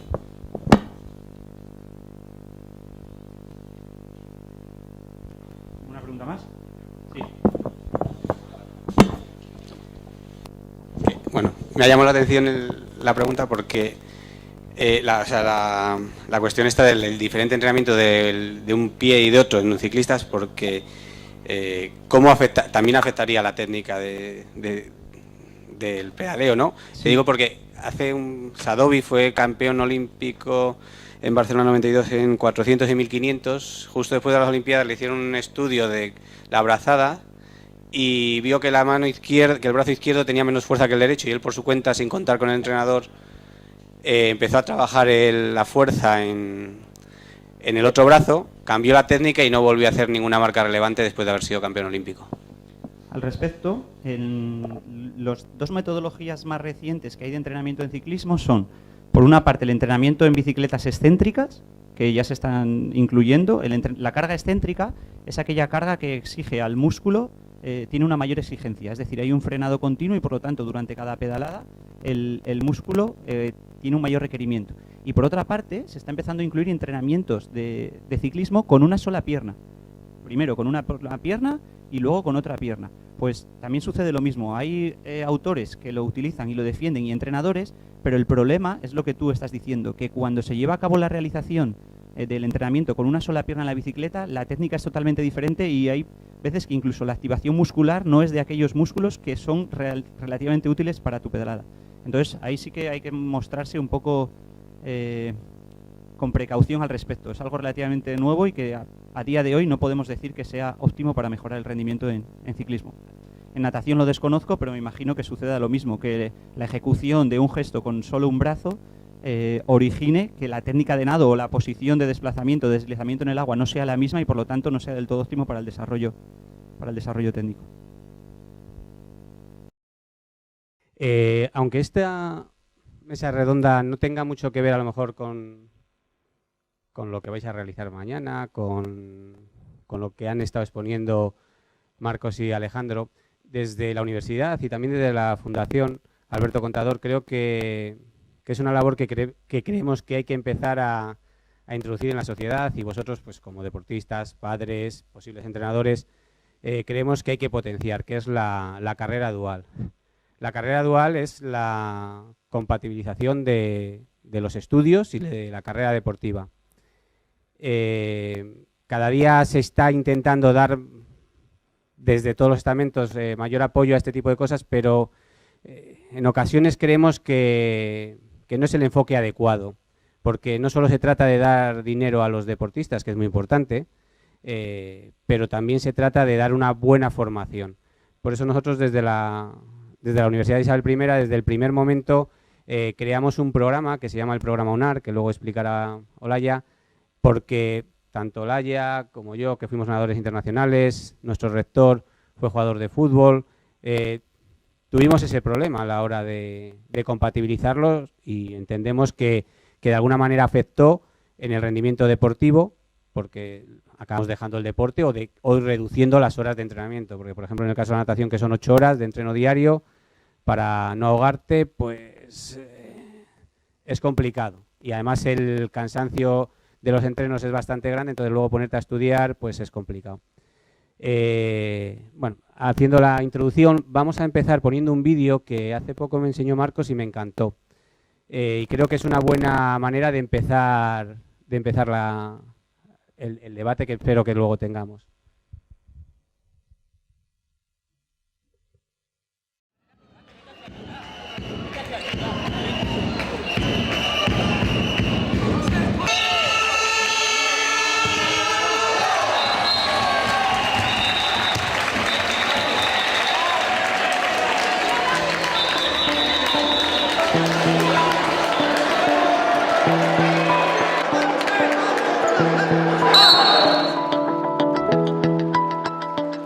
El fichaje por el Barça, ¿no? Porque fichar por un grande, tío, ahí sí que se ve que es un grande. Toda la ciudad volcada allí, eso fue espectacular, eso sí lo tengo como si hubiese pasado hace poquito. Teníamos 18 años y ya nos daban 135.000 pesetas eran. Era ya un dinero, con 18 años era dinero. Y es cuando ya pues ves que te puedes dedicar a ello, de alguna manera. Entonces mi preocupación era que ese dinero lo supieras guardar para el día que no lo ganaras. Como me ha ido bien, he ganado dinero, pues ya lo haré, ¿no? Bueno, eso es un error que he cometido y que, por ejemplo, todos los días me acuerdo. Tenías lo que todos los demás necesitábamos, que era tiempo. Empiezas a ganar dinero y te empiezas ahí a envolver un poquito en una... Te engañas un poco, porque claro, si dejar los estudios aparte es un error bastante gordo. Es que hay padres, yo lo he visto, que anteponen que su hijo esté ahí, es que es el figura, es que es el mejor, y no se están dando cuenta de que hay un después. Tengo 36 ahora, hasta los 32 que ya empiezo a compaginar el fútbol sala con el trabajo. Ese año y medio, ahí ya empiezas a decir, ostras, esto se complica. Yo de alguna manera decía, ya lo haré, ¿sabes? Tenía como diciendo, bueno, tengo tiempo, gano dinero, tengo tiempo, pero siempre dice, bueno, ya encontraré algo que me guste y lo haré. Y ahora, pues mira, me levanto sobre las 5:30 de la mañana a trabajar pues unas 10-12 horas. Te das cuenta de lo que tenías y lo que cuesta a los demás seres vivos que hay por ahí, trabajando tanto, lo que cuesta ganar dinero.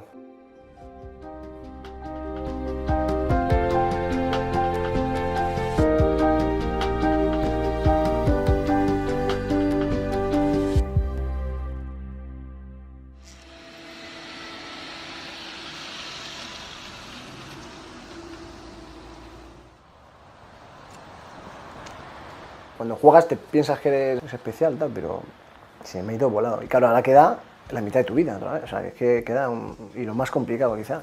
Ahora va todo muy rápido. Queremos recoger cuando lo hemos sembrado, entonces es más complicado, ¿sabes? Yo creo que de todos los compañeros que he tenido yo y que he jugado, hay muchos que lo van a pasar jodido, ¿eh? El paso de estar jugando, ganando dinero, a trabajar, jugar, no ganando tanto, ni con las dos cosas, es muy complicado, ¿eh? O sea, muy duro, es duro. Es duro porque ya tienes que estar todo el día trabajando, luego irte a entrenar, rendir en los dos sitios. Sobre todo un año y medio estuve fastidiado y cabreado con el mundo, diciendo, joder, con lo bien que he estado, con lo bien que he vivido, no sé qué. Por otra parte dices, joder, pero yo también valgo para trabajar, ¿sabes? No es solo para jugar.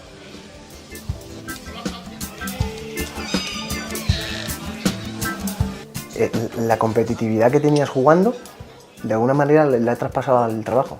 Y me gusta tener todo perfecto, que a nadie le falte, no sé, que a nadie le falte una cucharita, me pongo nervioso. Mi padre siempre me decía, tío, me dice siempre lo mismo, dice tienes que intentar ser el mejor en todo, sí, pero como si eres ministro, como si recoges cartones.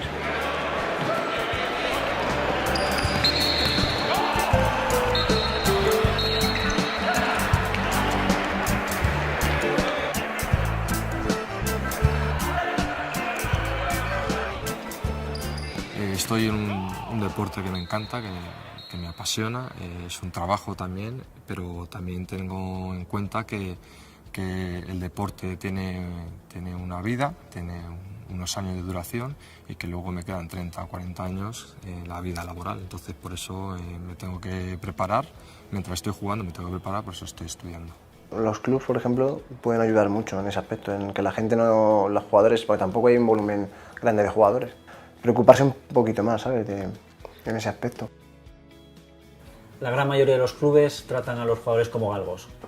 Cuando corren, cuando ganan, todos son palmaditas. Cuando dejan de correr, me olvido de ellos. La época deportiva es como unas vacaciones de verano, hay que tomárselo así. Si no te preparas durante el verano, llegará el mes de septiembre y serás el último de la clase, porque ha habido otros que se han preparado. Porque si cogieron y dijeron, bueno, déjale, que luego no tiene trabajo, no está preparado, ¿qué? Que no, porque somos una familia y nos salpica a todos. Y si lo pasamos mal, lo pasamos todos. Y si tú tienes un problema, lo vamos a sufrir todos. Cuando eres deportista, cuando eres jugador profesional, cuando cobras por jugar, cuando tienes posibilidades de ir a una selección nacional y además hacer lo que te gusta, está claro que no piensas en el futuro. Solo aquellos que se forman, que tienen conocimientos académicos, son los que después del deporte, de su vida profesional deportista, tienen posibilidades de engancharse a la vida laboral. Pero es lo que hay, no lo he hecho antes, pues lo tengo que hacer ahora, a lo mejor porque he visto que el tema está muy complicado, el tema de los trabajos, te puedes imaginar cómo está y... Por desgracia, creo que también no solo hay que saber jugar en la pista, sino hay que saber jugar también fuera de ello, fuera de la pista.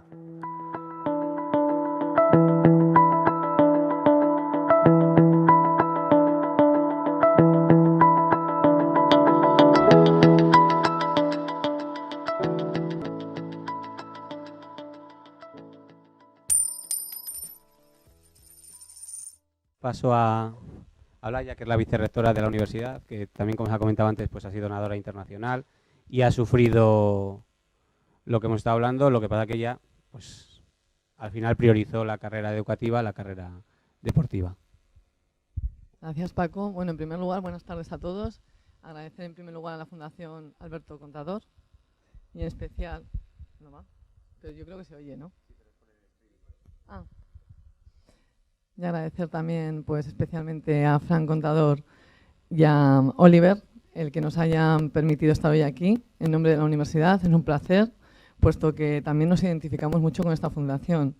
Nosotros somos una universidad, la Universidad del Deporte, y por eso todo lo que tenga que ver con el deporte y mejorar y el bienestar y la salud, puesto que tenemos dentro de las facultades la Facultad de la Salud, es uno de nuestros prioritarios objetivos. Yo os voy a contar un poco la experiencia y lo que decía un poco Paco, lo que me hizo en unos tiempos en donde en todas las universidades había eso de que deportistas de alto nivel, pero era una auténtica mentira porque no había apoyos reales. Yo siempre desde pequeñita he sido muy activa, soy mediana de 3 hermanos y de manera casual yo aprendí a nadar sola y el socorrista de esa piscina en un pueblo de Navarra que que no lo conocía prácticamente nadie, le llamó la atención de lo bien que nadaba, con 7 años, los 4 estilos, y entonces me invitó a pues, hacer una prueba para entrar en un club. Empecé nadando en un club de Logroño y a los 2 años conseguí mi primera medalla en un campeonato nacional de España. Ahí me ofrecieron irme a entrenar a la Blume en un centro de alto nivel. Yo siempre lo he hecho todo porque me ha gustado. A mis padres no les dejaba acercarse a la piscina porque no quería, porque yo veía, ¿no?, compañeras, que la presión de los padres, que eso es otro tema a estudiar, y les pedía que no me acompañaran, que yo me gustaba el deporte y quería practicarlo de manera que sin ningún tipo de presión. Una vez que me fui a la Blume me di cuenta de que quería hacer una carrera. Vengo de una empresa, de una familia empresaria, y por lo típico los padres te aconsejan y te dicen estudia ADE, estudia Derecho. Yo lo tenía claro que quería estudiar Ciencias de la Actividad Física y del Deporte.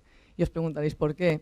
Claro, en un deporte como el ciclismo, como la natación, un deporte individual en el que es muy sacrificado, como decía Paco, entrenábamos con 12 años entre 6 y 8 horas al día. En los momentos en los que todo el mundo está de vacaciones, nosotros teníamos concentraciones. En Navidad, que era la reunión familiar, te daban las gracias por dejarte ir en Nochebuena a cenar con los padres, y al día siguiente te ibas a una concentración en altura. Pues quería explicarme el por qué, para poder nadar 800, que era mi prueba, 800 metros libres, 400, tenía que nadar y tenía que entrenar esas barbaridades de metros. Estoy hablando de 8.000 metros diarios, 50.000 metros semanales, y yo tenía un montón de dudas.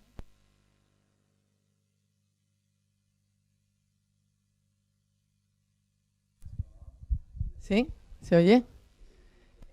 Pues quería resolverlas, ¿no? Entonces tuve claro que quería estudiar CAF, igual que también quería preguntarme por qué era tan importante.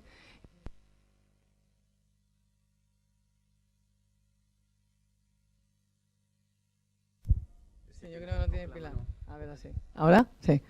¿Por qué era tan importante el periodo de puesta a punto para conseguir esto de forma óptima en la competición clave de la temporada? Todas esas preguntas me hizo, pues eso.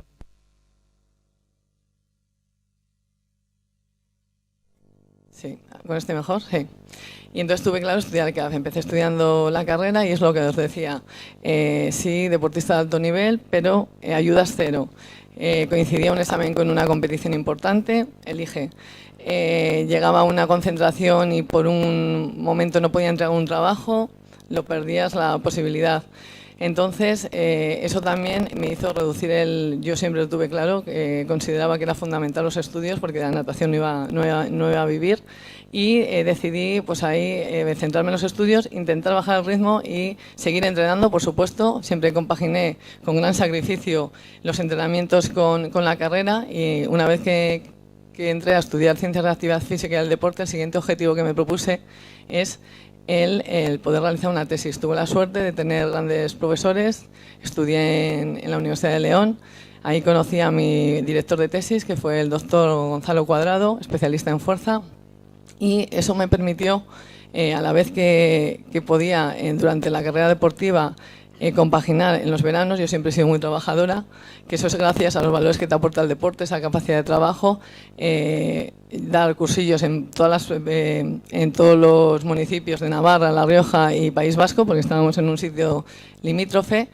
Pude poder llevar a cabo, pues sacarme el título de entrenadora nacional, y tuve la suerte de poder llevar a cabo una tesis de trabajo de fuerza con nadadoras, con chicas, todo chicas, en un centro de alto nivel.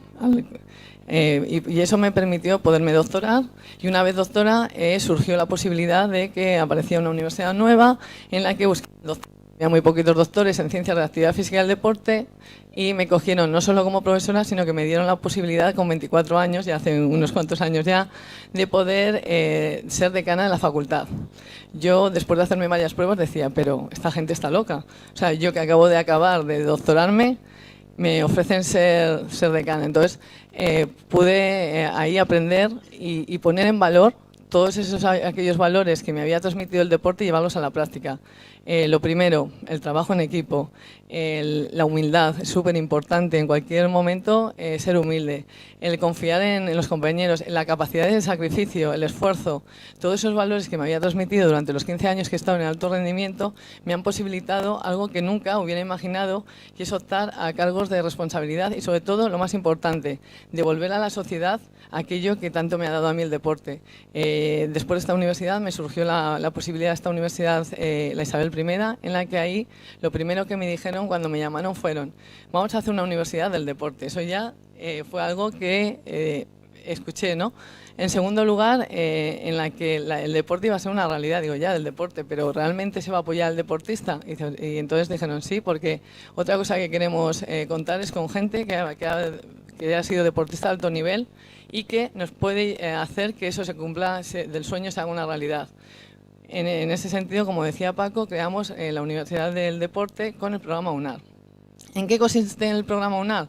El programa UNAR es un programa de apoyo al deportista de alto nivel, en el que un alumno, cualquier deportista que quiere estudiar en nuestra universidad, cualquiera de nuestras titulaciones, tiene un tutor académico que le acompaña durante su carrera deportiva. Le acompaña desde el punto de vista antes de la matrícula, le recomienda o le aconseja qué asignaturas se debe de matricular en función de la temporada. Le media con los profesores en el momento de que, imagínate, pues lo que me pasaba a mí, no me hacían ni caso, una concentración o un examen. Los exámenes son presenciales en todos los puntos, en 25 puntos de España, y son en fines de semana y coinciden con competiciones, que es lo más frecuente y habitual. Pues poderle mediar para que esos deportistas puedan hacer su examen siempre en unas fechas determinadas, pero en una fecha de incompatibles. Y eso hace que pues es raro la semana que no recibes un correo en el que los deportistas te agradecen la posibilidad que le da esta universidad de poder hacer de su sueño hecho realidad, poder sacarse una carrera. La mayoría estudian ciencias de actividad física y del deporte, tenemos muchos estudiando nutrición humana y dietética, y como el vídeo que vamos a ver también, que veremos luego, es de Sheila, que es una ciclista que también está estudiando el grado de psicología, y que veréis lo que nuestros alumnos comentan de nosotros. Yo creo que es súper importante es súper importante pues el intentar compaginar. Por el perfil de nuestros alumnos también es un perfil de 40 años en el que no solo compagina el deporte con los estudios, también es el compaginar el trabajo con los estudios, muchos de nuestros profesores, de nuestros alumnos, son trabajadores, padres de familia, y que pueden compaginar lo que es su faceta, su trabajo con unos estudios oficiales.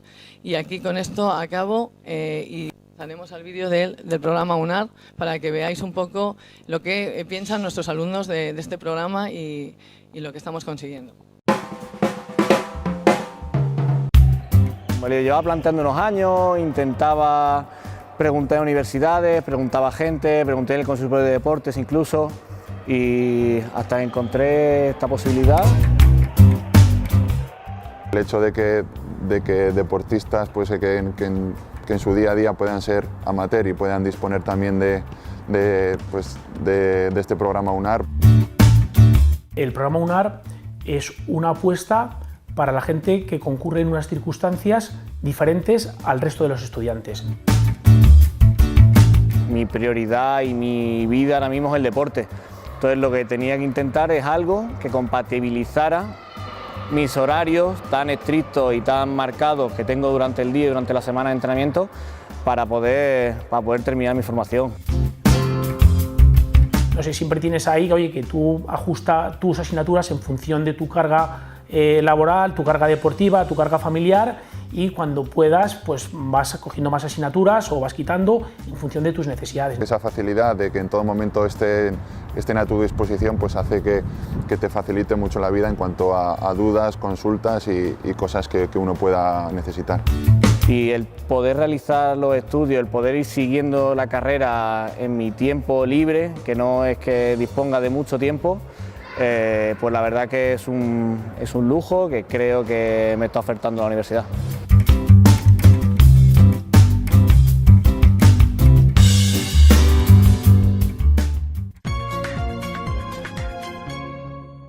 dicho Olaya, lo que estamos haciendo es intentar apoyar a los deportistas de nivel. No nos estamos fijando tanto en que sea un alto nivel, sino en gente que tiene una dedicación exhaustiva al deporte. Es decir, que al final da igual que seas campeón de España, que seas décimo, las horas de entrenamiento son las mismas. Entonces, intentamos ayudar a toda la gente que tiene que dedicar ese tiempo al deporte. Tenemos más de 70 deportistas de alto nivel, mucho futbolista, que es curioso, con 30 años que está acabando la carrera deportiva y están empezando a estudiar con nosotros y con unos resultados espectaculares, cambiando un poco lo que pensamos casi todo el mundo de los futbolistas. Pero claro, son futbolistas que evidentemente están viendo lo que está pasando, ya les quedan pocos años de carrera. Y una de lo que hemos traído un pequeño vídeo de una del ciclista que seguramente todos conocéis, que es Sheila Gutiérrez, que está estudiando con nosotros psicología desde el primer año que empezamos. Y no os voy a explicar a vosotros el tipo de vida que lleva ella. Y está sacando su carrera de psicología. Y entonces la grabamos un pequeño vídeo hace unos meses y os le ponemos pues, para que veáis un poquito también cómo compatibiliza ella.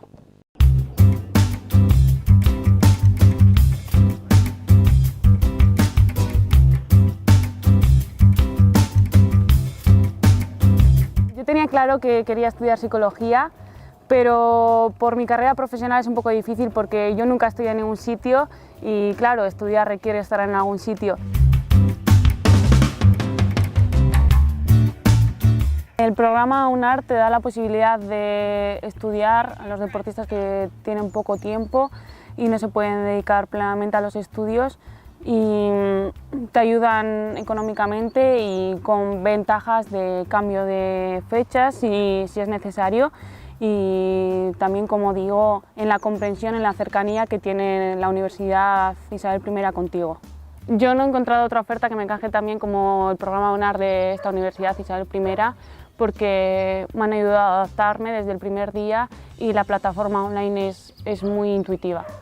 Es un grado de evaluación continua, para mí me supone mucha facilidad porque mientras viajo o mientras compito puedo estar estudiando, haciendo los trabajos y solo tengo que ir presencialmente a los exámenes. A veces cuando estás haciendo una formación online piensas que estás solo porque no tienes nada físico a lo que atenerte, pero no es así porque en la Universidad Isabel I tienes un tutor que te ayuda a solventar las dudas y te ayuda a solucionar los problemas que te van surgiendo. La verdad que no sé cómo me di cuenta que yo quería ser ciclista.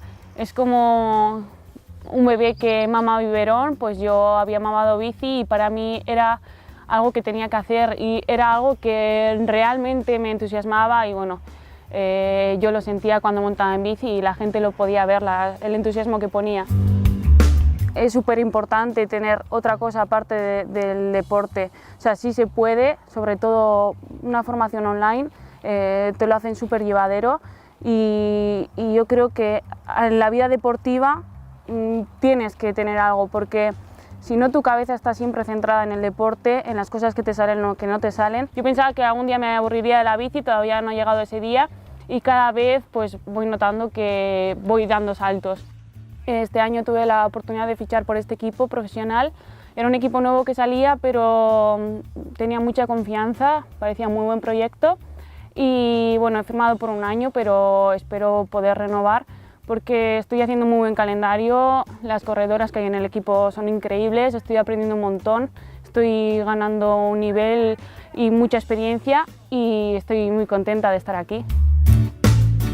Yo en la Universidad Isabel I siento que son muy comprensivos, te sientes escuchada, porque ya es suficientemente difícil, bueno, pues la vida ajetreada de un deportista, las competiciones, los entrenamientos, no tienes suficiente tiempo a veces o te sientes un poco agobiado y cuando tú tienes alguna pregunta ellos siempre te responden y muy amable, o sea, sientes un feedback muy bueno, no es como ir llorando las penas a alguien, sino alguien que de verdad quiere ayudarte y la Universidad Isabel I siempre tiene soluciones para poder hacer las cosas bien y para poder llevar a cabo todo.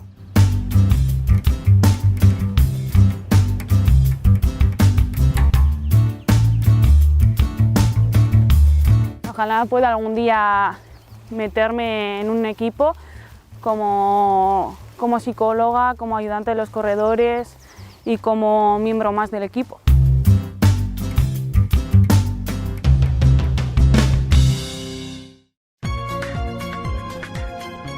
La ley creo que es la ley de universidades, dice que hay que ayudar a los deportistas, que hay que cambiar exámenes, pero al final es una cosa que queda de manos del profesor, como decía antes Olaya, y aunque ya hayan pasado años desde que estudió Olaya, sigue siendo igual, porque seguimos encontrándonos con gente que sigue teniendo los mismos problemas y que no se los soluciona. Entonces, queríamos también que diese su visión Alejandro como profesor, porque él es profesor, además de una de las asignaturas más duras de, por ejemplo, el grado de psicología, es el que más se carga, de CAF, perdón, es el que más se suspende. Entonces, ¿cómo ve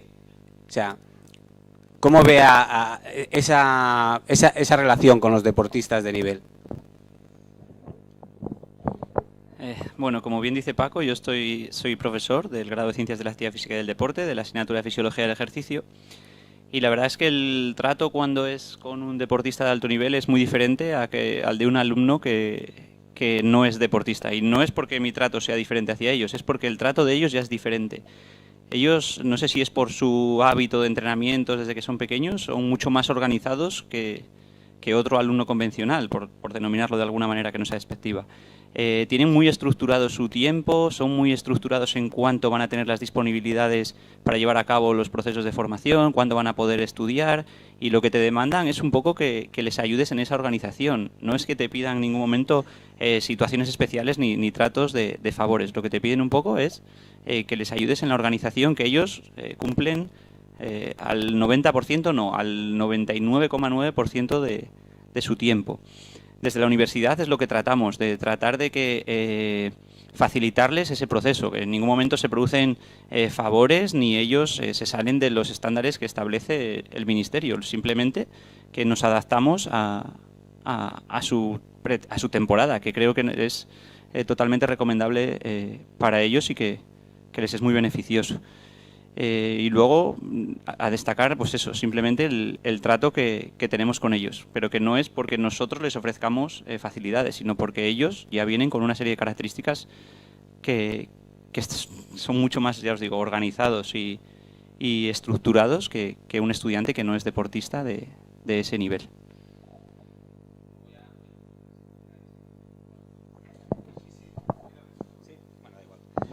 Marcos, estamos empezando de la universidad, esto no solo lo hacemos nosotros, sino que queremos empezar a hacer estudios a nivel europeo, porque ya hay programas de carrera dual y estamos empezando a valorar posibles proyectos a los que presentarnos para intentar difundir, no que solo lo hagamos nosotros, sino que lo hagan más gente y con proyectos europeos. Y es curioso con lo que estamos viendo de la poca legislación que hay a nivel europeo y menos español. Y paso la palabra a Marcos. Como dice mi compañero Paco, en lo que estamos actualmente desarrollando desde investigación en CAF, una de esas perspectivas que abordamos desde el ámbito del deporte es esa carrera dual entre el deportista, entre la carrera deportiva de rendimiento de esta persona y la carrera académica, no solo a nivel nacional, sino a nivel europeo. Vemos cómo hay asociaciones, hay instituciones que sí que están promocionando, como el vídeo que veíamos antes de la Asociación de Jugadores de Fútbol Sala, esta carrera dual, y que sí que se están preocupando por esta realidad del deportista desde que está en un equipo de base hasta que está en una cantera de rendimiento, hasta que llega a la élite, pero creemos que la regulación actual, tanto a nivel nacional como a nivel europeo, no es suficiente o no se está haciendo lo suficiente desde las instituciones públicas y también privadas, en la mayoría de los casos, para que se le den facilidades al deportista, ya no solo a la hora de acudir a exámenes o que no pueda acudir a las clases, sino que tenga un mentor que le acompañe, o un tutor académico en esos centros de alto rendimiento deportivo, en esas carreras de élite, canteras de élite. Siempre hay excepciones. Se puede mencionar a la Masía en el fútbol, o instituciones de este tipo, o fundaciones, asociaciones que sí que están haciendo este tipo de trabajo, ¿no? Pero lo que nos planteamos es, ¿qué es lo que necesita el deportista que nosotros hagamos como institución para facilitarle los estudios y para motivarle a que estudie? ¿Y qué necesitan esas instituciones? ¿Con qué le podemos ayudar para establecer unos procedimientos y una manera de actuar para que promocione esa carrera académica, además del rendimiento deportivo? que se conciencien de que hay algo después del rendimiento deportivo, hay algo después de la élite, y como decían antes, que son unas vacaciones de verano, que esto dura lo que dura y que después viene la vida real y que la gente se levanta a las 5 de la mañana y que la mayoría de los seres humanos trabajan muy duro para poder mantenerse, ¿no?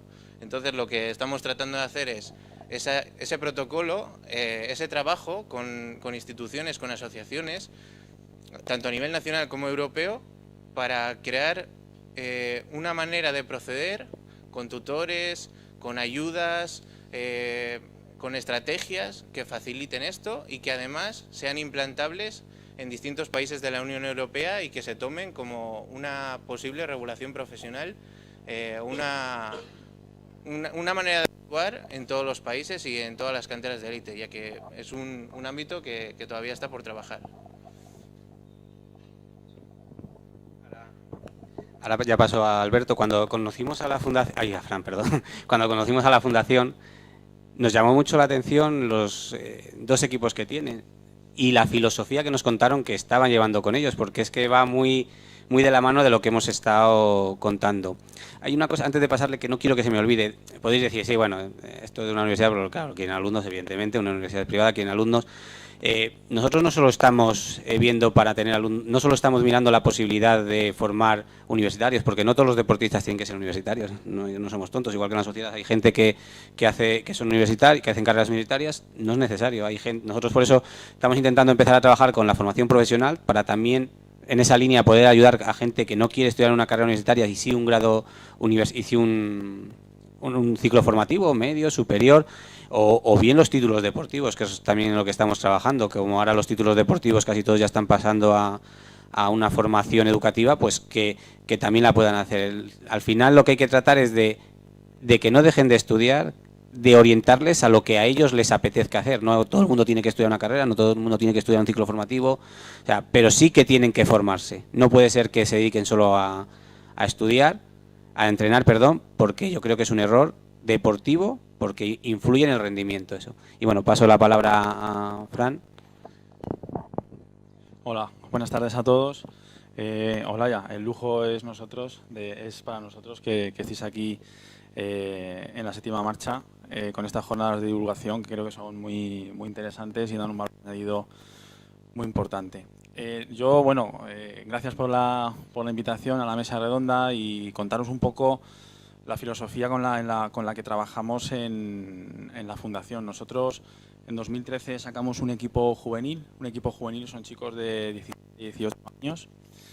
Son chicos de toda España y hacemos anualmente un campus de selección donde se nos apuntan unos 70, 80, se les pide rendimiento académico y rendimiento deportivo. Queremos ver también que tienen buenas condiciones para montar en bicicleta, evidentemente, y nos llevamos de todos esos que se nos apuntan, y se nos apuntan unos 80, nos llevamos 40 o así a 3 días a un campus de selección donde estudiamos cómo son como personas. Ellos se quedan muy sorprendidos porque se piensan que vamos a ver quién sube antes un puerto o quién hace más rápido una contrarreloj, ¿no? Pero al final nosotros en esos 3 días lo que intentamos es ver si ellos ya de casa traen una serie de valores como el compañerismo, el liderazgo, el trabajo en equipo, ¿no? El sacrificio, que para nosotros eso es fundamental en el deportista y en el campeón del futuro. Entonces, de estos 40 o así aproximadamente, que vienen cada año, no cogemos a más el fin de semana porque sería imposible poder estudiarles a todos bien, cogemos unos 7 u 8 por año que entran en el equipo juvenil. Entonces estamos hablando de chicos de 16 años que pasan con 17 a nuestro equipo. Entonces ellos ya muy contentos de que pasan a nuestro equipo. Yo siempre, el día que quedamos con sus padres en Madrid para firmar el contrato, lo primero que les decimos, les contamos el proyecto, les contamos la filosofía y lo primero que les decimos, bueno chicos, ya estáis aquí, queremos deciros una cosa, lo más seguro es que no seáis ciclistas. Entonces, de manera que tenéis que aprovechar el tiempo que vais a estar intentando o probando ser ciclista para formaros y educaros. ¿Por qué? Porque En el caso de que no seáis ciclistas es evidente, tendréis una salida. Pero es que además en el caso de que sí lo seáis, es posible, de que seáis ciclistas, es posible que no ganéis el suficiente dinero como para que el día que dejéis la bicicleta podáis vivir de lo que hayáis ganado. Y además, en el caso de que seáis ciclistas y seáis capaces de ganar el suficiente dinero para ganar el resto de vuestra vida, consideramos que es importantísimo para la educación de una persona o para la formación y para el futuro de una persona el educarse, ¿no? y saber algo más que, por ejemplo, en nuestro caso, dar pedales. Nosotros, durante el tiempo que están con nosotros en la categoría juvenil, hacemos un seguimiento académico. Nosotros no echamos broncas ni castigamos por suspender. Para eso están los padres y ellos son los que tienen que decidir qué hacer con sus chicos, ¿no? Qué es lo mejor. Pero sí que intentamos estar muy al corriente de cuál es su rendimiento académico para adaptar entrenamientos, para adaptar carreras. Es decir, si para nosotros lo prioritario, sobre todo en la categoría juvenil, porque luego también tenemos la categoría amateur, que es una categoría ya más complicada, para nosotros lo prioritario en la categoría juvenil son los estudios. Un chico de 17 y 18 años no tiene nada más importante que hacer que estudiar y formarse. Entonces eso es una cosa que, aunque os parezca mentira, a veces pues los chicos entran aquí o están en un equipo de fútbol, a lo mejor, como estamos hablando de las categorías inferiores del Madrid, del Barcelona, y ya piensan que lo han hecho todo y que, bueno, y que ya van a ser ciclistas o van a ser futbolistas, ¿no? Y incluso dejan de estudiar. Nos parece una barbaridad. Nosotros, en nuestros equipos ciclistas, en nuestro equipo ciclista juvenil, no se puede dejar de estudiar. Es decir, además tenemos el caso de este año de un chico que ha dejado de estudiar y lamentablemente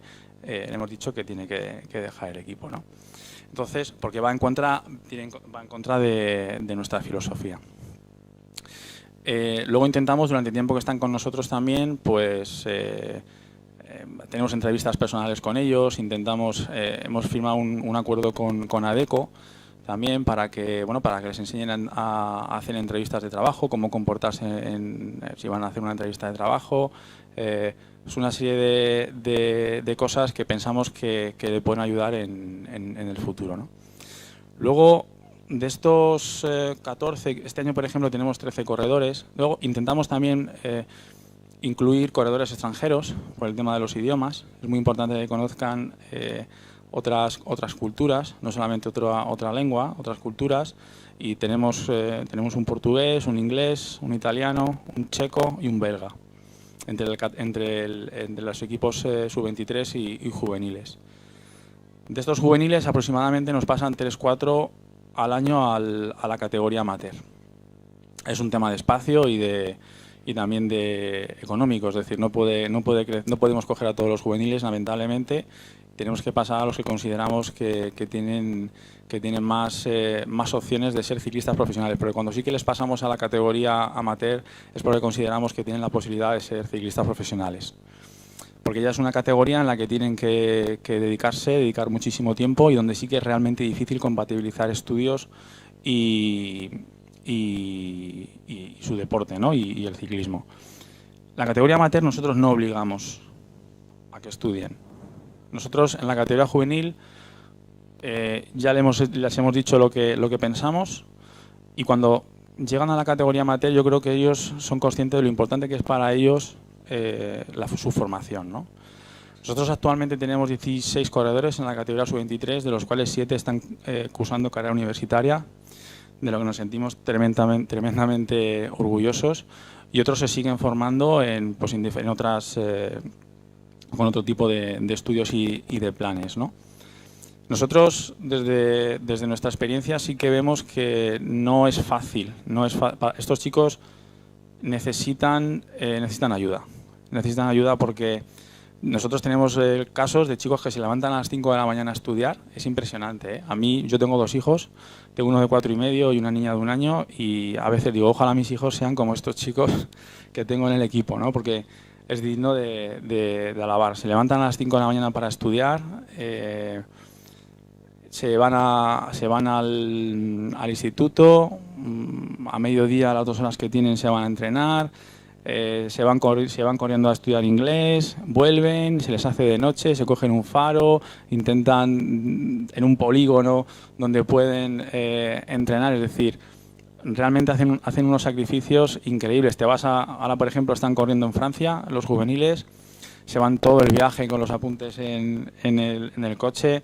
Yo he estudiado y yo no sé si hubiera sido capaz de hacer eso, es decir, de compatibilizar los estudios con el tremendo esfuerzo y el cansancio, salir todos los fines de semana. Y nosotros desde el equipo lo que intentamos siempre, yo no sé la cantidad de justificantes que haremos al año para los colegios y para las universidades diciendo que efectivamente el corredor estaba en una concentración o que el corredor estaba compitiendo. Y sí que ha habido casos muy complicados y de pruebas incluso que el corredor se ha tenido que ir con la selección nacional y muy complicados con la entidad, bueno, pues donde el chico estaba estudiando.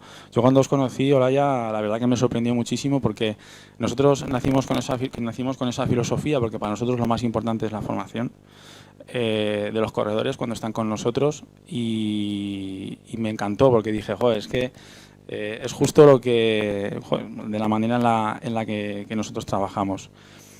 Hay chicos que lo entienden, hay chicos que no, hay padres que tampoco lo entienden, porque piensan que su hijo ya va a ser ciclista, pero para nosotros lo más importante es eso y vamos a seguir con esa filosofía, porque además consideramos que el campeón del futuro, si muchas veces le decimos a los padres, el ciclista del futuro, el campeón del futuro no es solamente el que da pedales más deprisa que los demás. Es decir, tienes que diferenciarte del resto por algo, ¿no?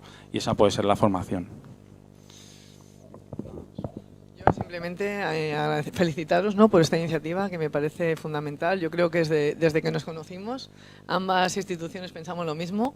Es una forma de colaborar en base a unos objetivos y todo lo que decía antes, lo que podamos devolver, todo lo que nos ha aportado el deporte, todo lo que podamos contribuir y devolvérselo a la sociedad y hacer gente de provecho, porque los deportistas normalmente es lo que decía Alejandro, son gente muy cuadriculada, con mucha capacidad de trabajo, y todos esos valores que nos aporta el deporte, eso de cara a la vida laboral que se van a encontrar dentro de unos días, les puede llevar también a ser los mejores, como veíamos en el vídeo. A todo lo que te dediques es un consejo que también me lo daba mi padre, tienes que intentar ser el mejor.